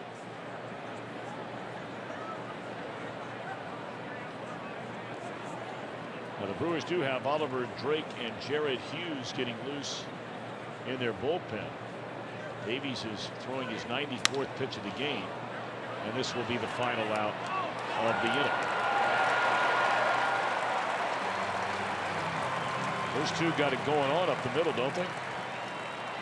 Getting style points too. Let's make sure the Reds are not going to ask for another look at this. They are not.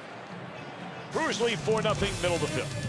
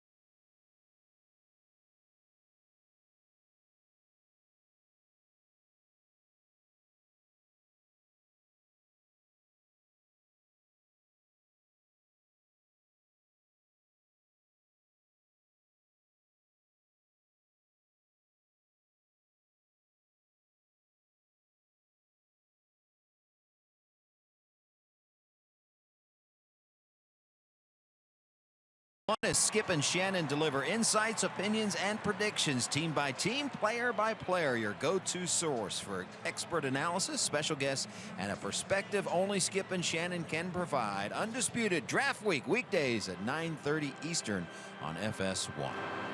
Fox Sports Ohio and the Reds would like to send out a very special happy birthday wish to Stella Hatfield and her twin brother Stanley Long. They're from Trenton, Ohio, and they are celebrating their 90th birthdays today.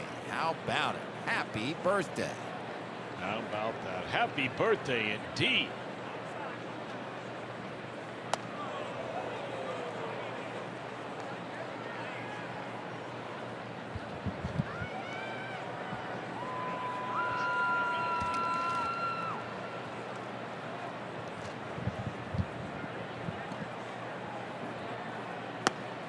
Ryan Braun looks at a strike. Well, there's a pretty good indication that Ryan Braun is, if he's not guessing, he's thinking along with the pitcher. That was a 2-0 fastball right down Broadway that he watched all the way into the glove. He gets a cutter on the next pitch.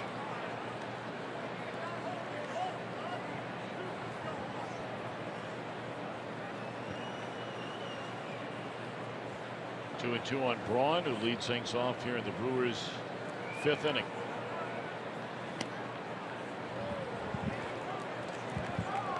Boy, Feldman has had a lot of those pitches right there where he thinks they probably could have gone either way, and tonight they're not going his way.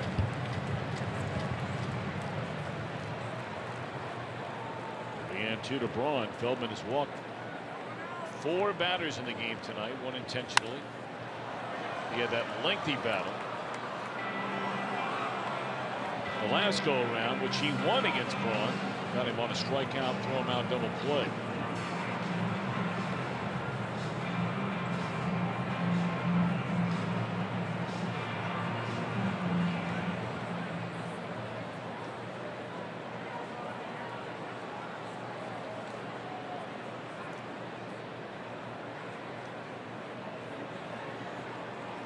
Time out of the box, now getting back in there and the payoff pitch again. Oh, what a good spot. 1 out.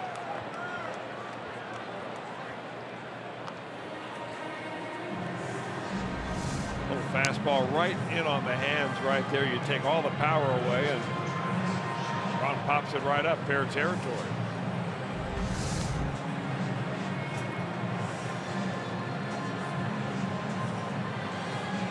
Feldman has not thrown really any first pitch fastballs.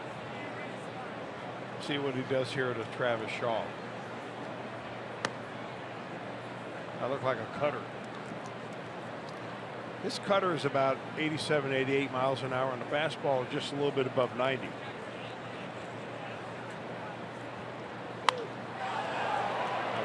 Foul.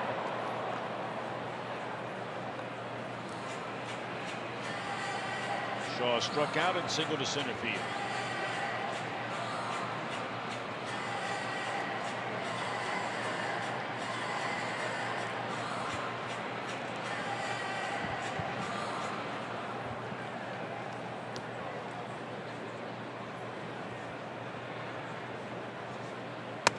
Told you Travis starred at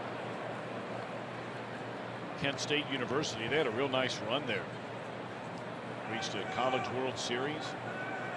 Remember, he played with the longtime voice of the Cleveland Indians, Tom Hamilton. His son was on that team. It's in there, a strike.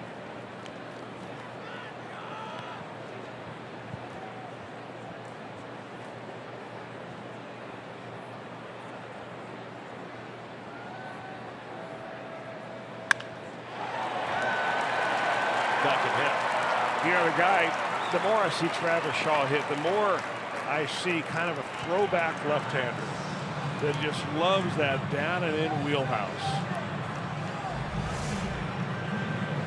We showed you last time how he stayed back and really swatted an off-speed pitch. This time he just gets his legs into it and drops the hammer on it.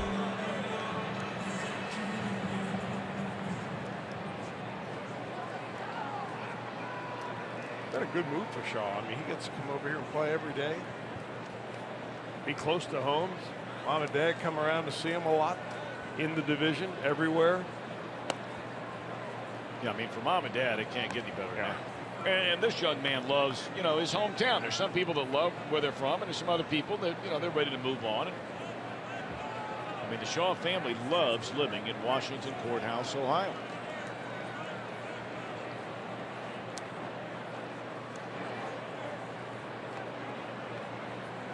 See that exit when you're driving straight up 71.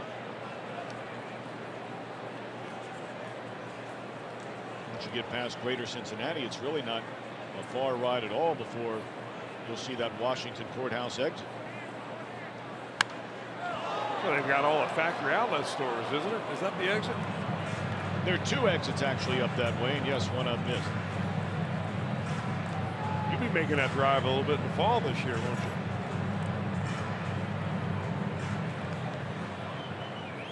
I drive a lot. I love driving. I drive to as many games as I can during football season.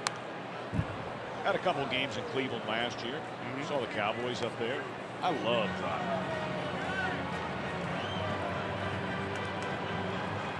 You like driving? I don't like getting tickets, but I like driving. I like driving, yeah. I'm not sure I like driving with you. Oh, come on. I should say riding with you. Come on. You did one time in Chicago. Everything was great. Gosh, all I remember is you remember that sign that said flashing hell blue is lights real the whole time. For everybody else, that sign said Stuckey's next exit. For you and Eddie Shepard, that sign said hell is real.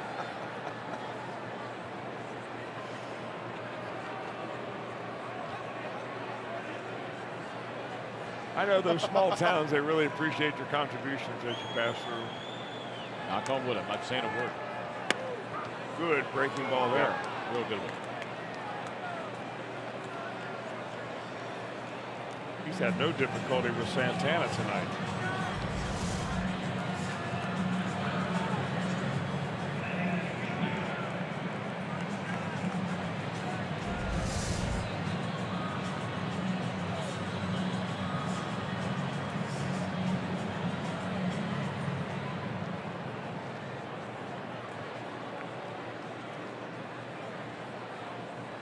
Now Manny Pena with a runner at first. 2 away. Pena's been the track star tonight. Twice he has scored from first base on a triple by Hernan Perez.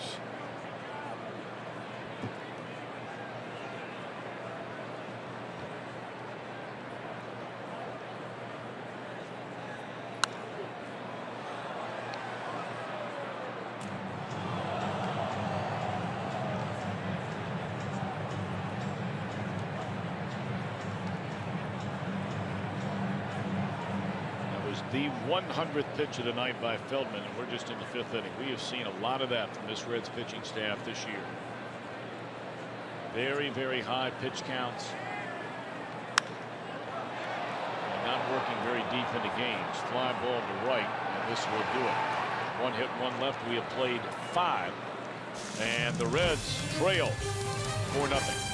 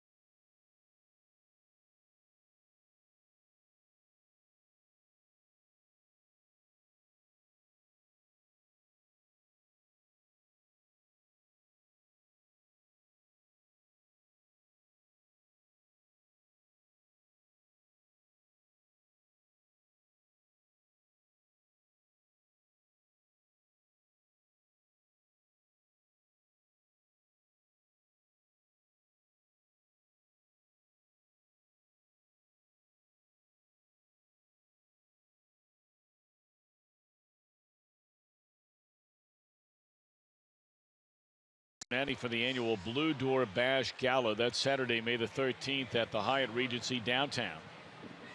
This signature event celebrates the achievements and successes of the 5,000 plus club members served every day. Great organization all across America,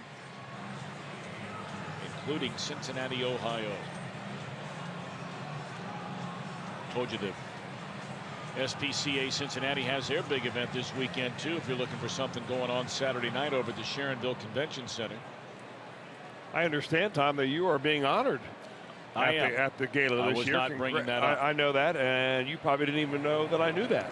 But congratulations to you on that. And honor well deserved. I know how deeply involved you have been with the SPCA for a long, long time. Well, they're great people. Harold Dates has been running that organization for over 30 years over there. Tom Schiff, so many incredible years as a chairman, and Tom Chatham, and Corey Fenner, Patricia Plank, a lot of great people over there. That'd be the Fur Ball, right? That's what it is. This Saturday night, the Fur Ball. It's a great event. Great event. And that's out at the Sharonville Convention Center. If you're interested in doing something Saturday night, we'd love to have it. So that's all for Davies. He goes 5+. And does not give up a run. He allows 6 hits, at least not a run yet. He leaves after the Suarez single. Skyline call to the bullpen will bring on Oliver.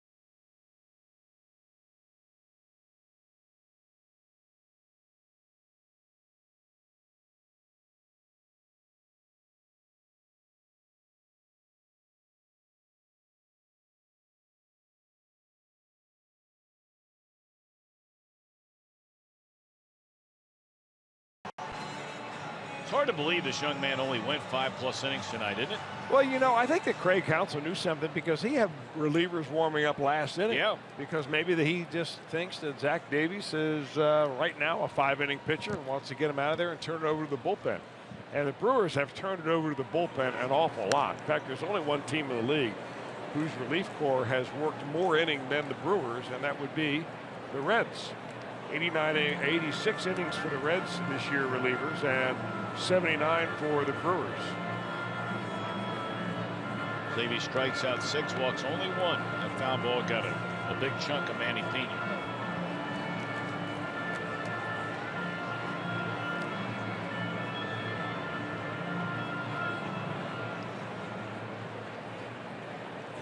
You know, we were talking a little bit about Craig Counsell last night, and after Arcia made the 2 errors, especially the second error. I mean, the first one's going to happen, but the second one where he dropped way down low and, you know, kind of olayed the throw over to first and nowhere near the bag.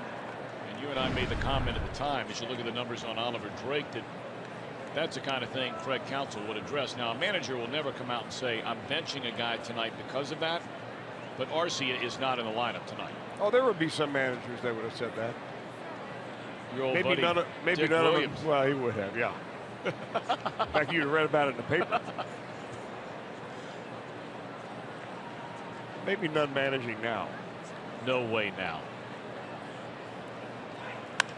Ouch. This might fall in.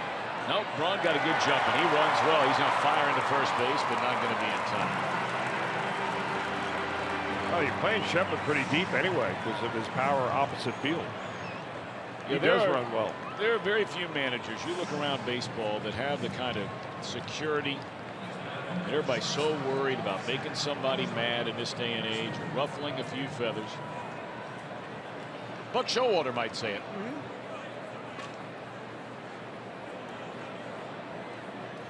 I think Joe Girardi might say it. Yeah, he would be the other one I was thinking about on that list. Bruce Bochy would say it. Maybe. Probably not publicly.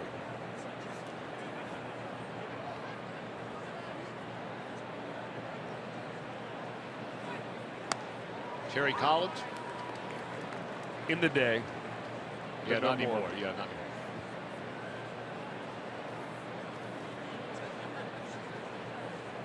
There aren't very many.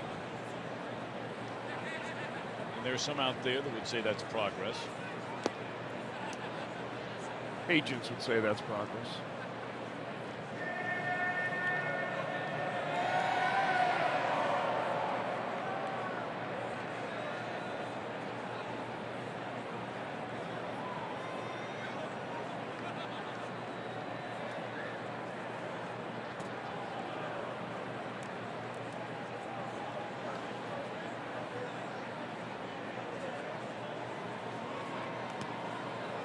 But what happens when a player throws a manager in front of the bus? I mean, Aroldis Chapman basically did that to Joe Madden at the end of last year. The manager apologizes.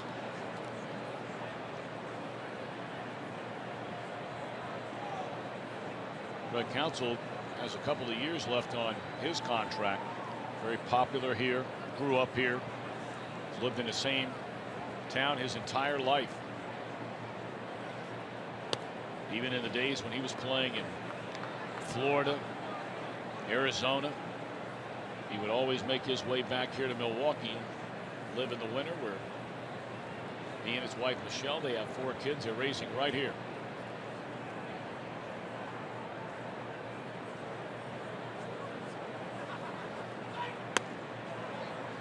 And there's ball 4. The Reds again have 2 on. They've left 7 the last 4 innings. So Drake gets an out, walks a batter. Now Tucker Barnhart for the 3rd time tonight. Each of his 3 at-bats have come with 2 runners on. And both times he's made outs.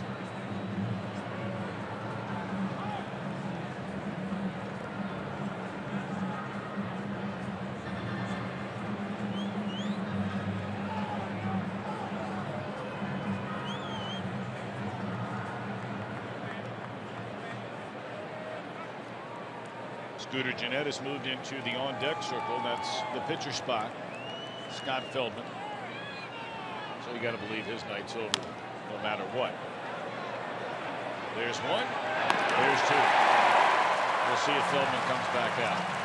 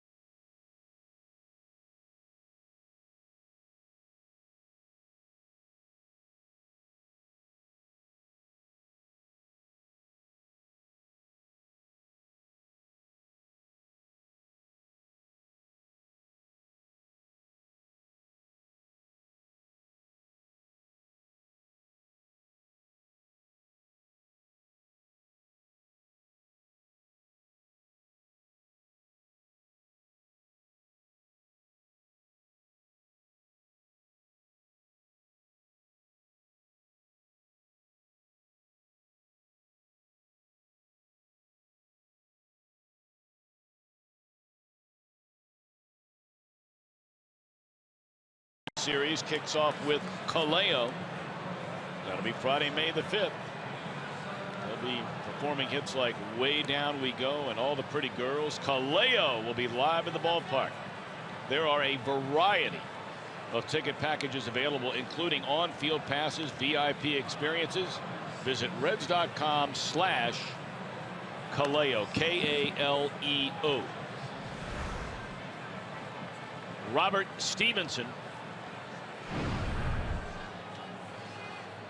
#1 pick out of Martinez, California, will take over on the mound. Well, in his career, Stevenson has pitched far more innings as a starter than he has as a reliever. 8 starts and 5 relief appearances.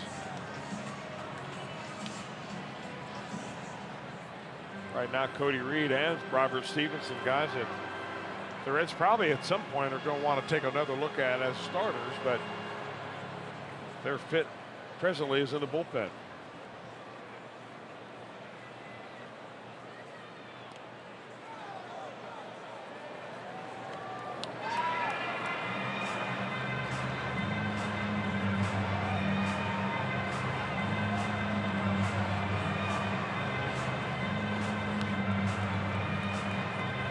Once again, this has been one of the big hitters in the Milwaukee Brewers lineup against Reds pitching.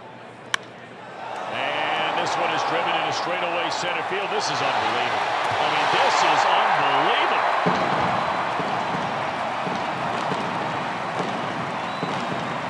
He has 11 runs batted in, and 10 of them have come in 3.5 games against the Reds. Who is Hernan Perez? 2 triples and this home run right out the front door.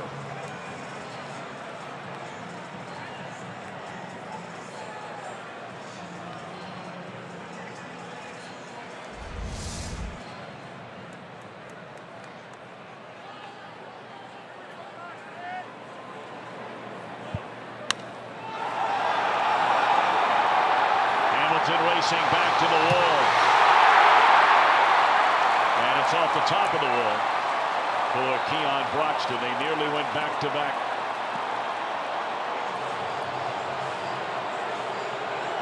And Craig Counsell is saying, hang on a minute, I'll let you know.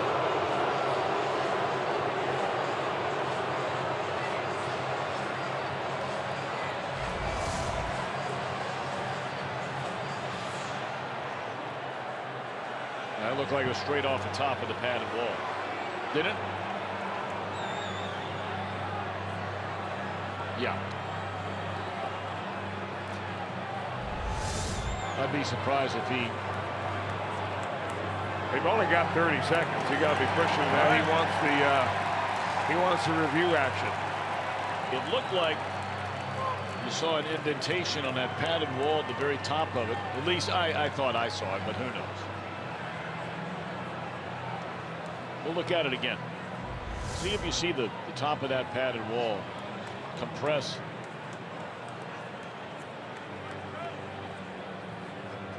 Yeah, it looked like it hit right on the yellow, and the yellow doesn't mean it's a home run. It's got to go over the wall for a home run. I'm really surprised the Brewers asked for a look at this, but they've been wrong many times. What do you have to lose? That's right. You're up by 5. That's right.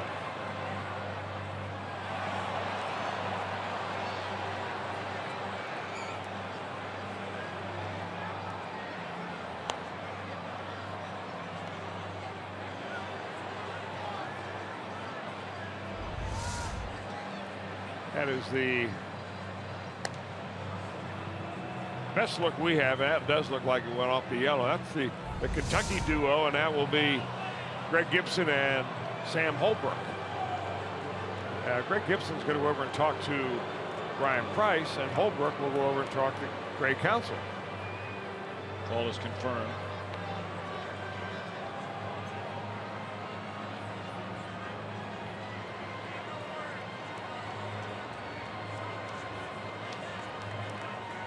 So the Brewers just by a matter of inches.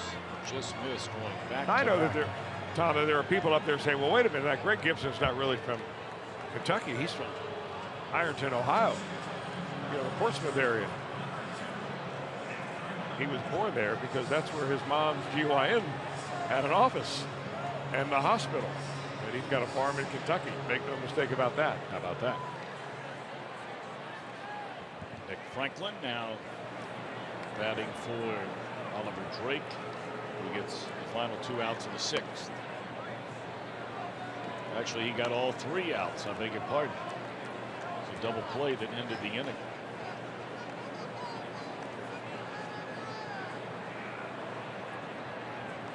The Reds are hoping that Stevenson can find a way to start building up some confidence. This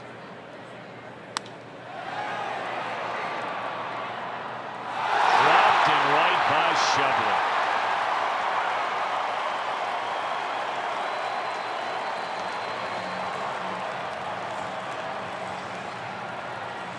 You know, it looked like Scott Shevler couldn't decide whether he was going to catch that with the fingers of his glove up or the fingers of his glove down. And it looked like it was knuckling out there. A lot of topspin on it, one or the other. That is a big league outfielder, though.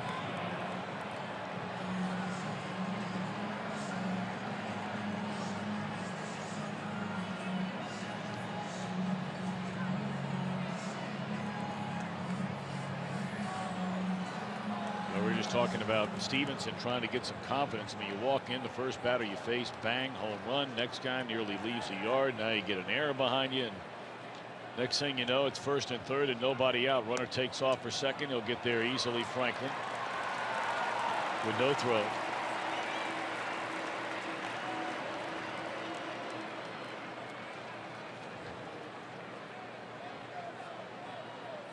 Stevenson pitched Friday and Saturday against the Cubs, consecutive days for the first time in his major league career.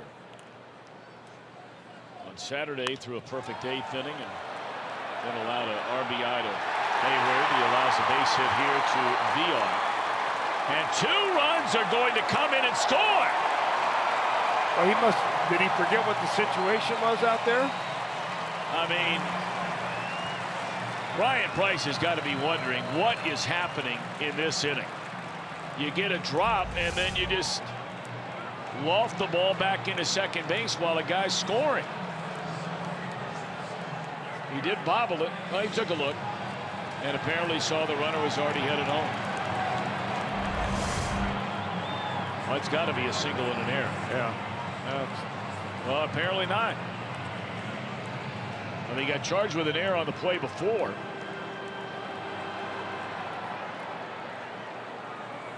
I guess they're rolling in a straight double. And 2 RBIs for Votto. It is now 7-0. And Stevenson is looking for an out.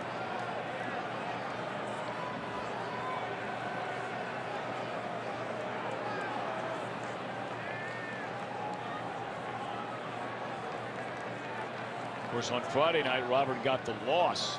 That was after Anthony Rizzo hit that game-tying, dramatic game-tying 3-run home run with 2 outs in the top of the 9th inning off Michael Lorenzen. It went to the 11th, and Stevenson got the loss. Issued a 1-out walk to Almora. A base hit to Kyle Schwarber, and then a sac fly by Chris Bryant.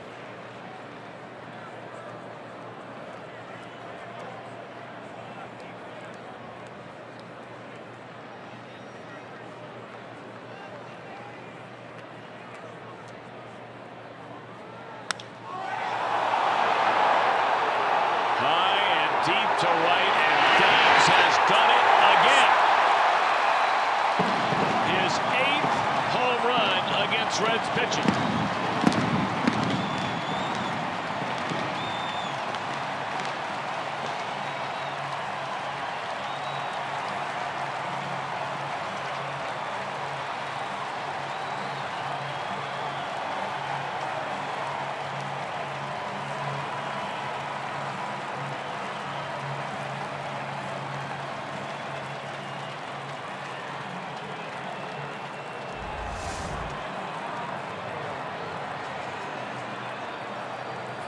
Well, if Thames keeps this up, he's going to have to buy Bernie Brewer some blister cream. Because he's been going down that slide every time that guy makes a trip to the plate. Yeah, maybe getting some sliding pants and some new britches. Jeez.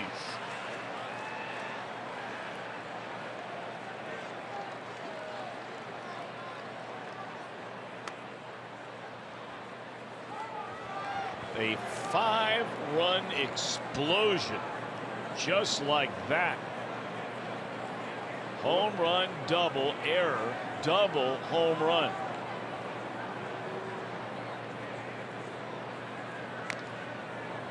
We're still looking for an out. Barrett Aston is getting loose in the Reds bullpen. He was just called back up today when Ariel Hernandez, after making his major league debut with 2 2/3 brilliant, hitless, scoreless innings, punching out 5 Brewers. Stuff was electric last night. Suarez will throw out Braun, and there is a first out in the inning. And I'm sure that there are some people at home saying, well, why would you do that to Hernandez? I mean, the way he pitched last night, his major league debut, I mean, he couldn't have done any better. Why would you send him back to the minor league? Didn't he earn a shot to stay up here? And the answer would be, well, the Reds have been leaning on their bullpen so much. And Brian Price has had to cover so many innings with their bullpen. They pitched more innings than any other team out there because of their inability of their starters to go deep, that you've got to have some fresh arms.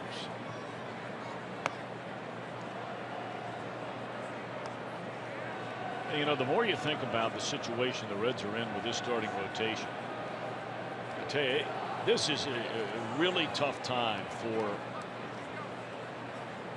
General Manager Dick Williams,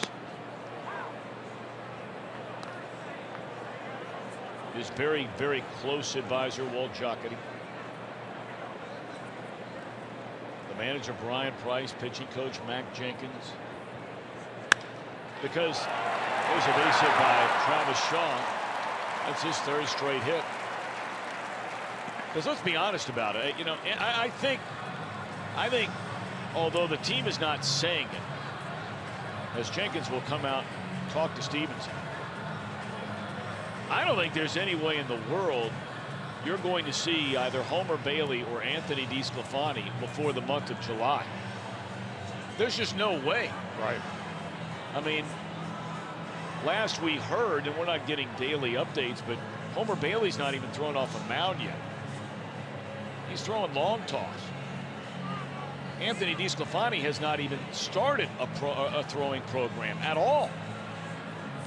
So to get to a point where you would want to put anybody in any major league starting rotation, you're starting from basically ground zero to start building up the arm, to throw in the bullpen. You're going to do that a number of times after, you know, a number of days off in between those sessions. You're going to pitch to your teammates in a simulated game 2 or 3 times before you ever are considered to be getting sent out on a rehab assignment in a minor league game. It would be a shocker if either one of them were here. So what do? You're going to get rookie Davis back. We know he's headed for the starting rotation. That's good news. But he's still a young pitcher. You know you got Feldman. You know you have Arroyo. Finnegan you're hoping to get back relatively soon. Amir Garrett's in there. Tim Madelman has turned in a couple of real nice outings. One in relief and one as a starter. But then when do you start to mix in, you know, some of the guys you're talking about wanting to find out what they're all about before the end of this year? And that's one of the things the Reds have talked a lot about. They don't want to get to the end of 2017 and not know where they are on guys like Stevenson and Reed, to a lesser extent Romano, certainly Stevenson and Reed. I mean, they've got to know by the end of this year what the futures are for those 2 pitchers. Yeah, I agree 100%, Tom. Maybe not the long-term future because they're both still very young. And just because you don't have a great year at age 23 doesn't mean by the time you're 25 or 26 that you're going to be a pretty good pitcher. But I think that what you do in the big leagues during the regular season far exceeds what you do in spring training in the month of March down in Goodyear, Arizona.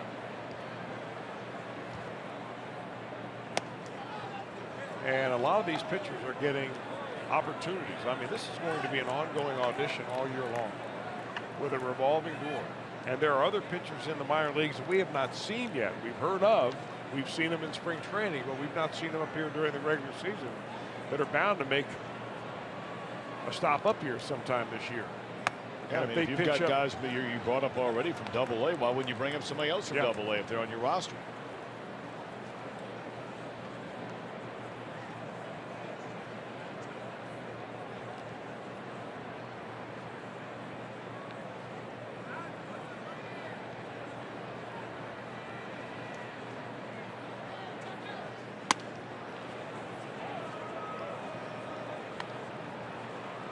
No, but when you talk about Reed, and I didn't mean to imply, I hope nobody else took it, that I was saying you had to know if Cody Reed was a good starting pitcher. You need to know if Cody Reed is capable of taking the ball every 5 days and not having meltdowns like he had in his last start. Well, I mean, that's going to happen to every young pitcher every now and again.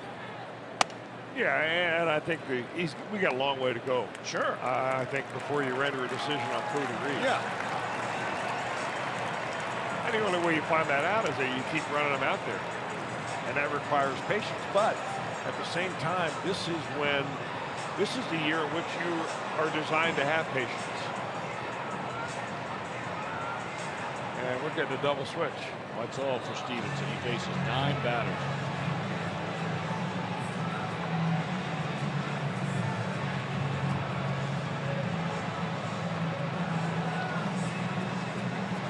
A 5-run Milwaukee 6th inning rolls on when we come back.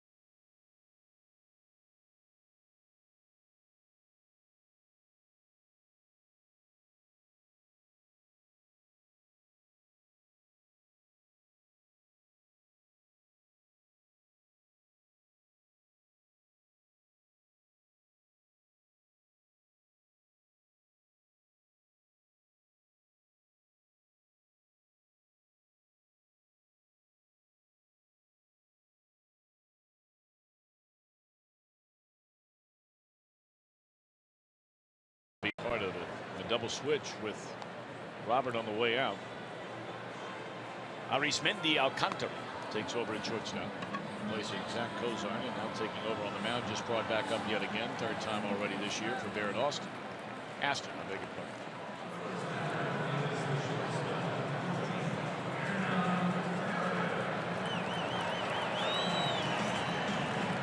I'll tell you one thing, when you come up out of the minor leagues, a lot of times you join a ball club. And you may not get in a ball game for a week. But the Reds, they're using these guys right off the bus.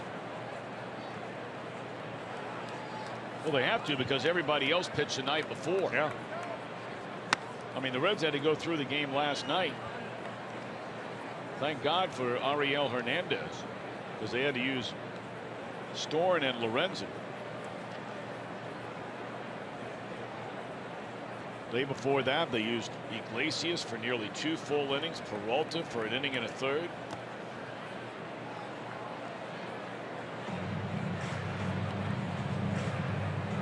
Stevenson pitching for the 3rd time here tonight in what, the last 5 days.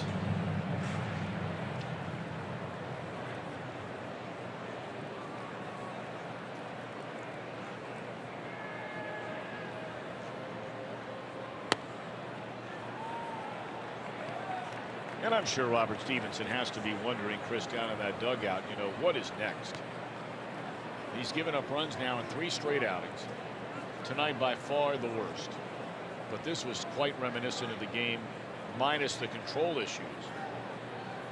But just because you don't walk a lot of guys doesn't mean that you have good command. And there's another walk as Aston comes in the game.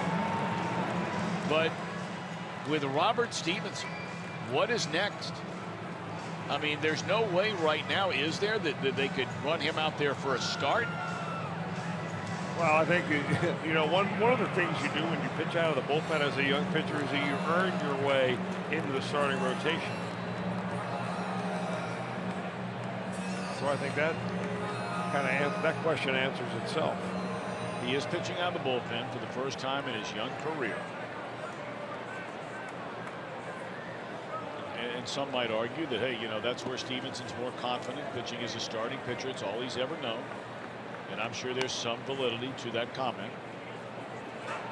Again, you're a guy that's had to do both. Well, you know, again, Tom, I think when you've got young, talented pitchers who are making their way really through the major leagues for the first time, it requires a lot of patience, and it requires a lot of coaching. And they go hand in hand.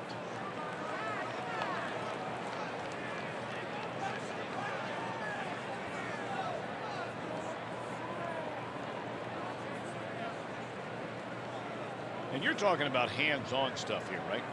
I mean, where you're actually, even though you're a reliever, still at least, you know, not like a starting pitcher, but at least you're going down and doing some work on the side. Is that what you mean? Well, it's one of the things that's very difficult, really, Sure. as a reliever, because if you don't want to get on the mound and throw too much before the game in case you're right. You come into the game in the 4th inning, and then you're all worn out. But I think you need touches the same way a golf pro hits balls every day. You need to do that as pitching. I mean, that's a very close correlation. Bouncing ball, and mercifully this inning comes to an end. The Brewers scored 5 times. They've blown this thing wide open.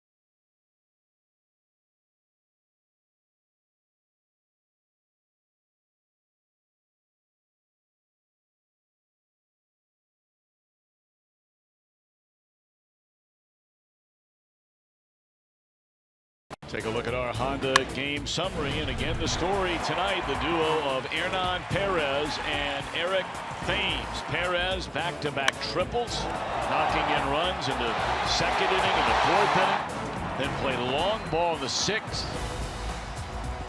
Zach Davies pretty good here tonight, 5+ innings, 6 hits, 6 strikeouts, only walked 1. That had been an issue for him this year and doesn't allow a run.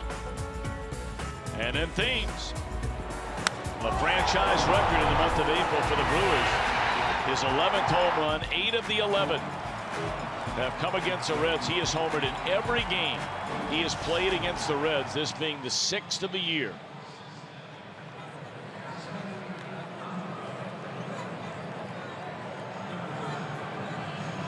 It's interesting to note, our producer Josh Hall reminds me that the 11 home runs by Thames equals the total of the Boston Red Sox.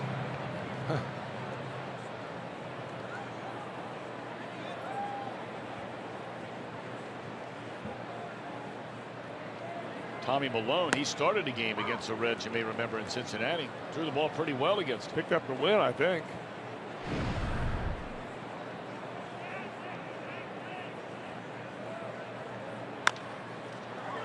Arismendi Alcantara, the tapper to the right side. His first at bat tonight. That's 1 out.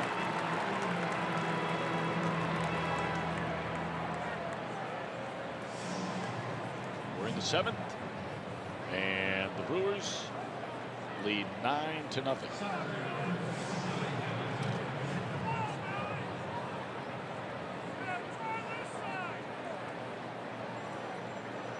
How in the world do you take?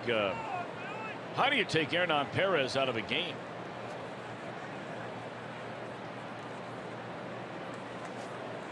I know that he walked in the last inning, but this guy is 2 triples and a home run. Maybe he's tired. I think he's in center field. Oh, There he is. all right. I beg your pardon. He told Craig Counsell, "You're not taking me out. Yeah, there's no way. I'm going too good right now." Yeah, he's looking. He's In case you sniffing didn't notice. a 4-hit game tonight. I mean, he decided he'd blow right through the cycle. Forget that. Reds baseball produced by Josh Hall, directed by Roy Alfers. Our associate producers Matt Sigafus and Jim Mueller. Reds Live produced by Kent Dream Weaver. The coordinating producer of Reds baseball is Bob Pennell, and the executive producer at Fox Sports Ohio, Tom Farmer. General manager Francois McGillicuddy.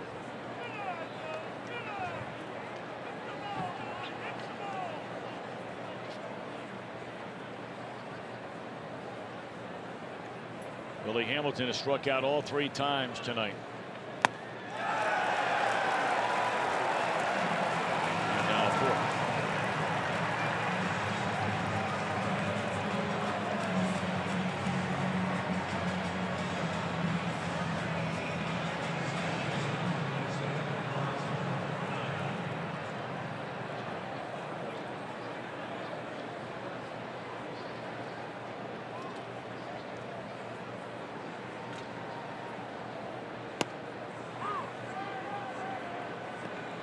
Jose Peraza with a couple of hits and 3 at-bats tonight.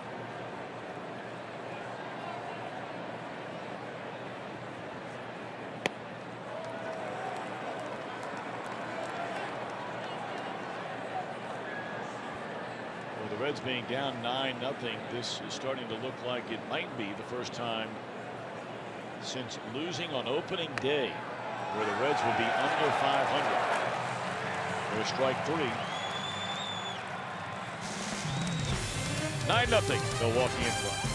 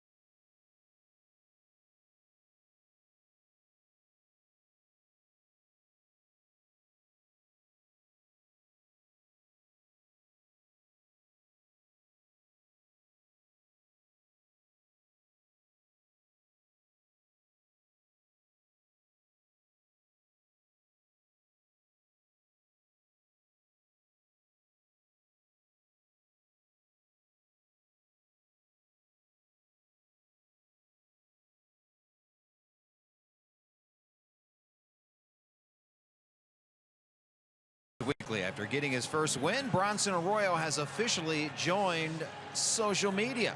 Reds GM Dick Williams breaks down some of the young talent in the Reds organization. Plus, enjoy Sunday brunch with Tom Browning. Jeff Pecoro and Doug Flynn have all that and more tomorrow on Reds Weekly at 6 p.m. right here on Fox Sports Ohio. All right, here we go. Brewers bat here against Barrett Aston. In the bottom half of the 7th inning, Philip Urban out at right field. Callahan to first base.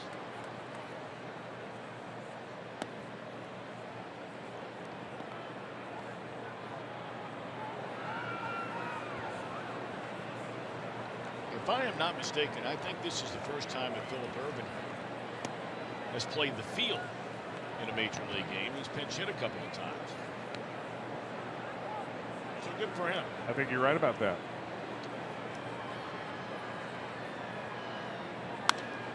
And he'll get a chance right away. How about that? How about that?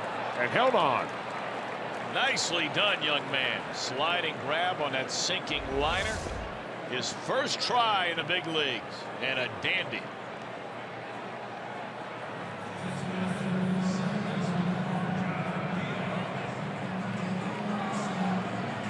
Watching him run after a ball, body-wise, he reminds me a lot of Justin Upton. Just the way he went after that ball. Maybe not quite as thick as Upton. Upton now playing in Detroit, I believe. Well, both #1 draft picks, right? Yeah.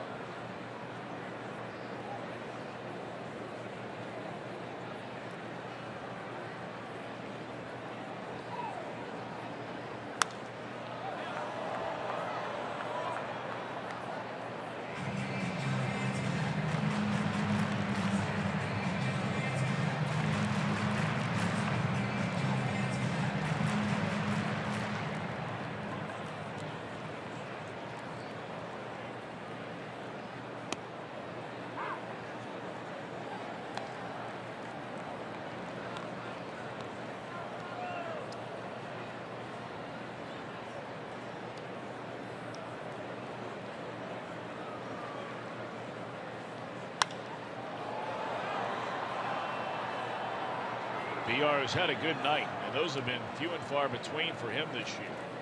And they're counting on big things from BR. Came in batting 170. Was hitless his first 2 times up, in the last 2, single, double, 4 knocked in. His game is really the running game, getting on, stretching the running game, stealing a lot of bases, and attempting to steal nearly all the time. But right now the Brewers are scoring with the long ball.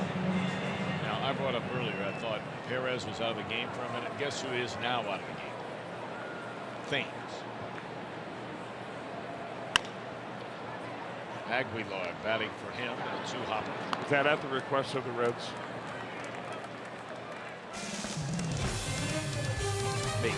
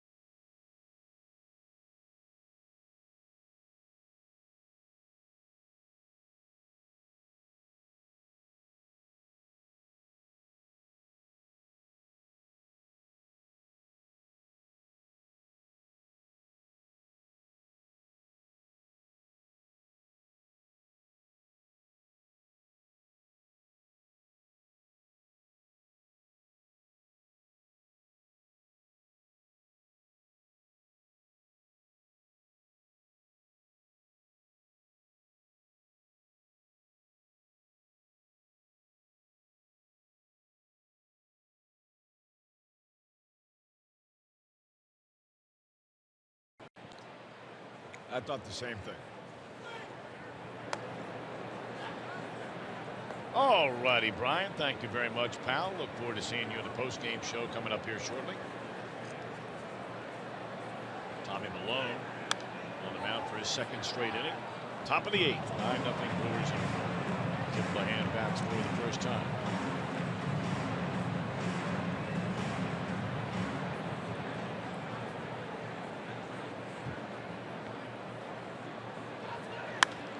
Straight up in the air.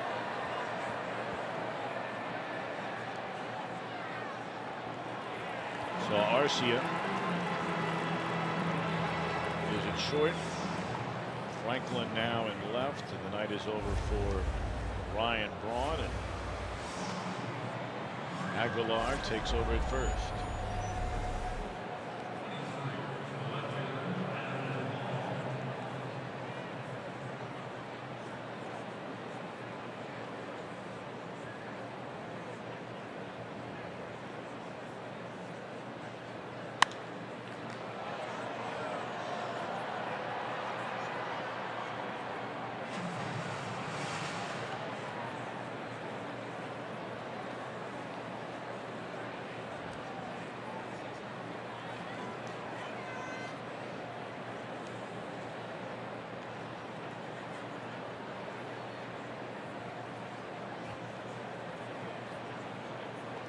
Duvall a hitless night. Votto went 1 for 3 tonight. Duvall drives one into deep left center field, and the Reds are on the board. A long home run by Adam Duvall. That'll be his 6th. Well, when he hits him, there's very little doubt about it. He has been struggling. There's no question about it. And I think he struck out 3 or 4 times. Once against the Cubs in that series. He had 4 fly balls last night and a strikeout. But he goes down to get that slider, and you know, he's had a couple of good swings tonight where he just missed it, hit it hard, but it's flown out to center field. So maybe he's dialing it in a little bit.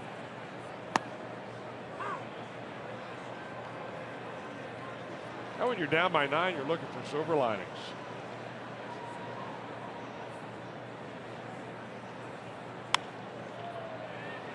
Jam shot flare, and Suarez will take it, a base hit.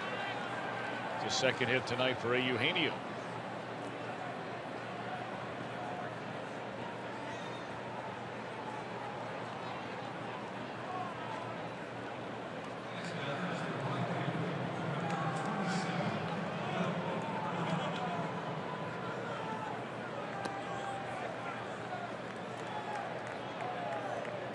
Reds have Blake Wood warming up in their bullpen.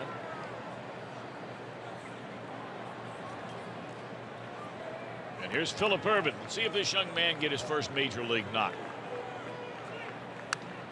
He had a good swing. Real good swing. Found it straight back. See his numbers down there in Louisville. Was off to a nice start. 0 for 2 as a big leaguer so far as Phillip Ervin.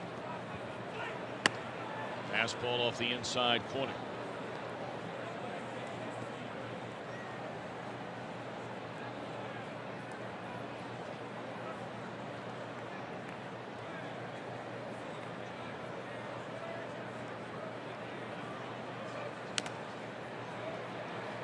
Foul tipped. This kid's got $1 million smile too, doesn't he? Yes, he does. Really does. Lights up the room. He makes it to the big leagues and can become the kind of player the Reds envisioned when they drafted him #1. He'd have a lot of people rooting for him in and around Cincinnati. And down in Alabama. Oh, yeah.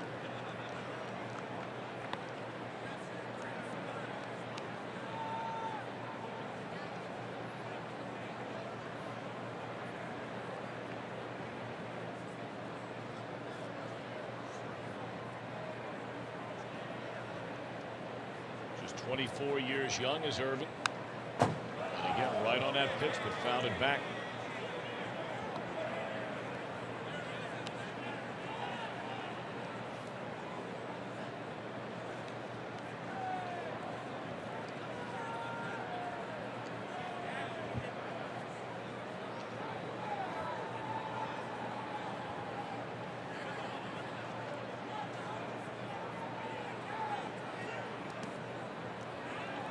That is the one thing about Irvin, and yes, he has struck out a lot in his minor league career, but we brought up the other night that, you know, he had a very good on-base percentage a season ago. He will take a walk, and there's obviously some pop in that bat. I mean, he had some nice, you know, numbers inside the numbers, if you will, last year. 3-2 pitch on Phillip Ervin, and he draws a walk. And that's exactly what we're talking about. Yeah. Got a good eye up there at the plate. Ball was fairly close. Tommy Malone didn't like the call. Stick around after the game for Reds Live, brought to you by Performance Kings Honda. Brian, Jeff, and Jim Day and company. Kent Dream Weaver standing by.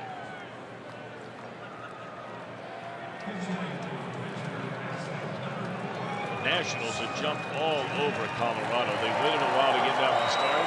Here's a nice round of applause for Scooter.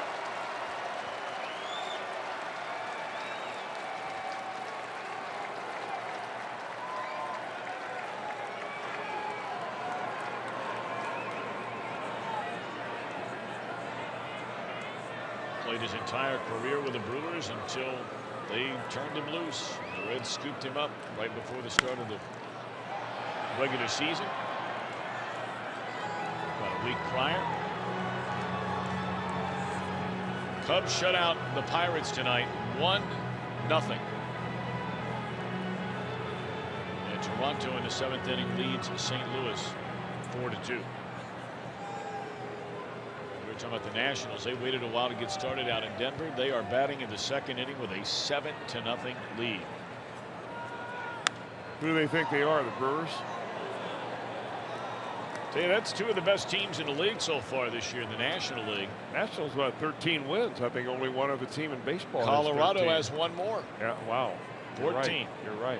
14-6, and they've won 4 in a row. And they have been missing some key players, especially pitchers in their rotation.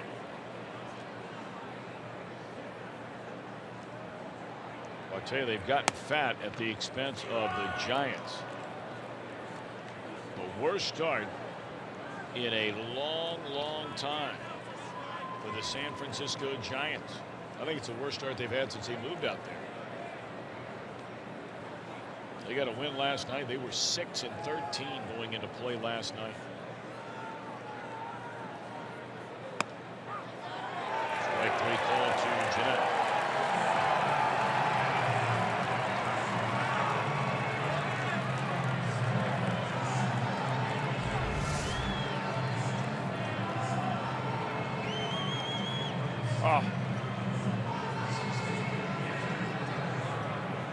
I can see why he's upset with that. Not really even upset. What do you do? That's been a long night back there for Jim Wolf. Well, that's 2 nights in a row because they were letting Sam Holbrook have it last night.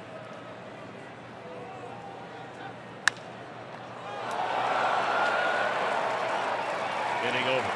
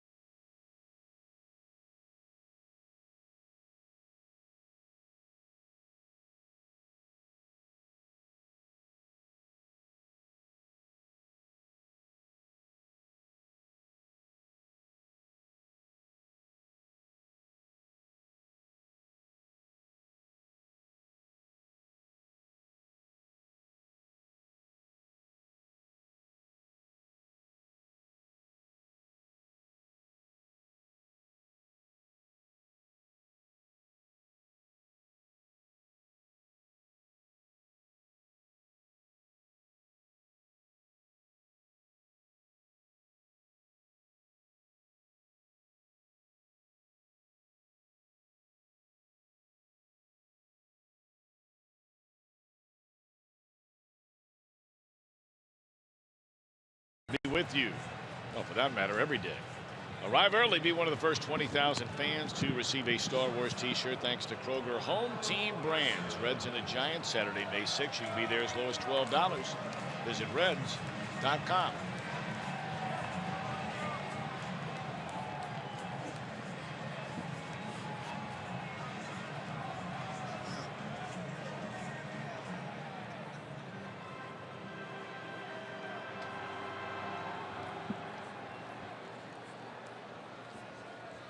Now here's a guy the Reds need to get straightened out a little bit.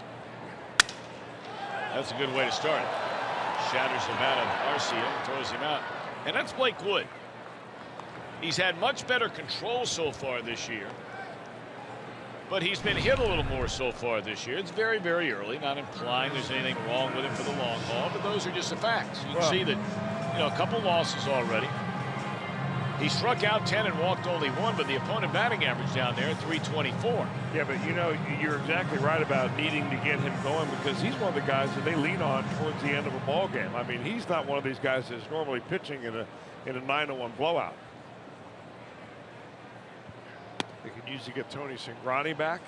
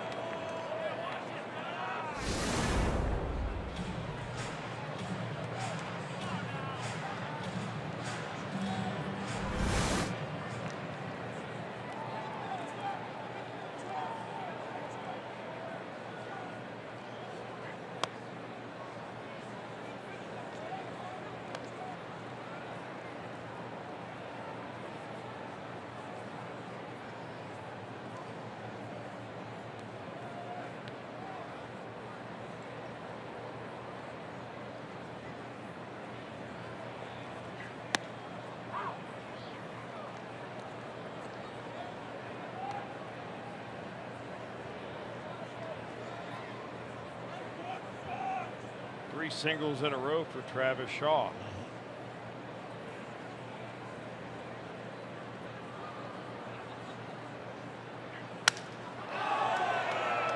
Got sawed off there, and a couple of real good-looking battles so far here for Blake Wood. He's a perfect 2 for 2 breaking bats in this inning.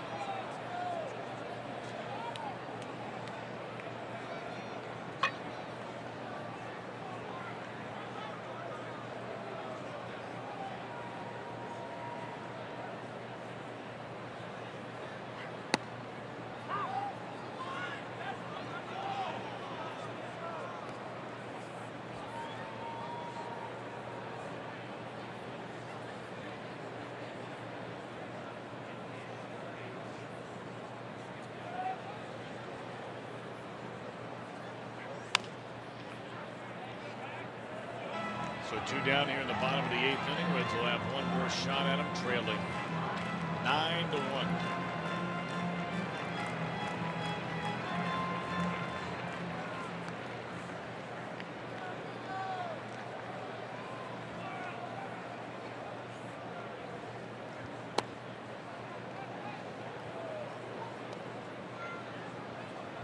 Santana 0 for 4.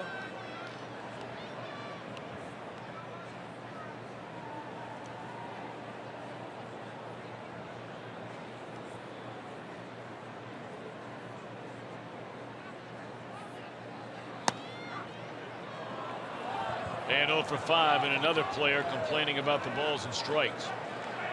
That's a nice inning for Blake Wood. Reds will bat in the 9th when we come back.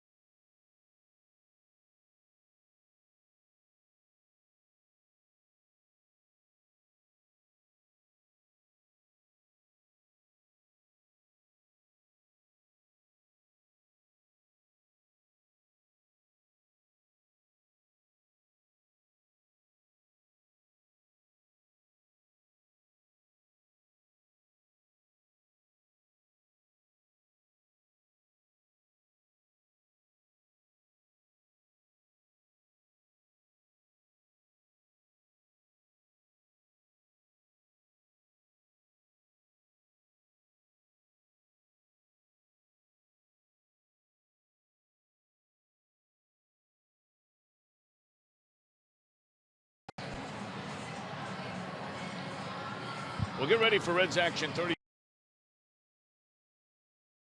You need to know for that night or day's game. Reds Live, presented by Ray St. Clair Roofing, and our next game here on Fox Sports Ohio will be on Friday night. No television tomorrow, radio only. Rookie Davis comes back off the disabled list against Willie Peralta. That's tomorrow. And then we come back your way.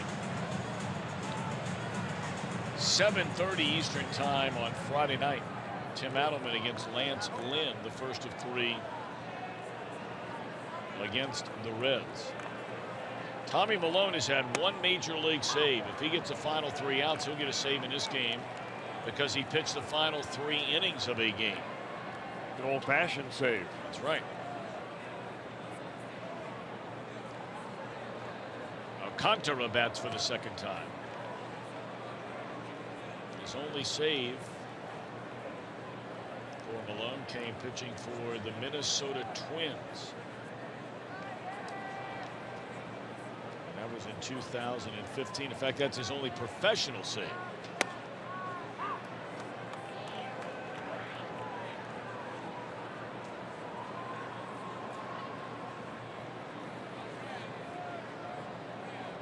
Reds had a lot of chances early on in this game when it was still close. They left 2-1 in the second. They left 2-1 in the third, 2-1 in the fourth. That's a first out here in the ninth. But they just couldn't get the hit when they needed it most. They got him on, but couldn't get him in.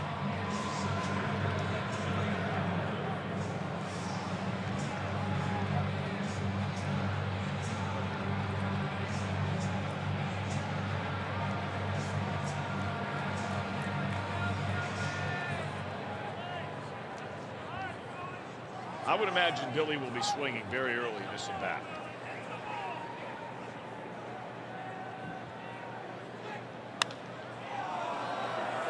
He's already struck out 4 times, and you don't want to get to 5. Yeah, that's not your imagination.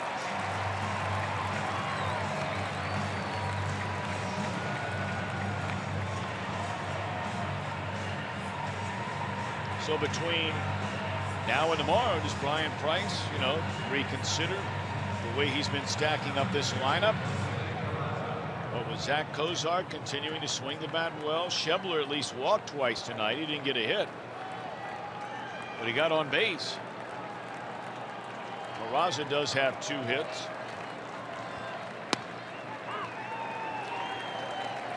But Hamilton now 17 hits in 80 at-bats and has drawn on-base percentage around 250. And that's the old ball game. Final score 9-1. Brewers have won back-to-back games in this series, and for the first time since opening day, the Reds are under 500. Davies a winner. Feldman a loser. And Milone gets his first save as a Brewer, the second save of his professional career. We have more to come right after this.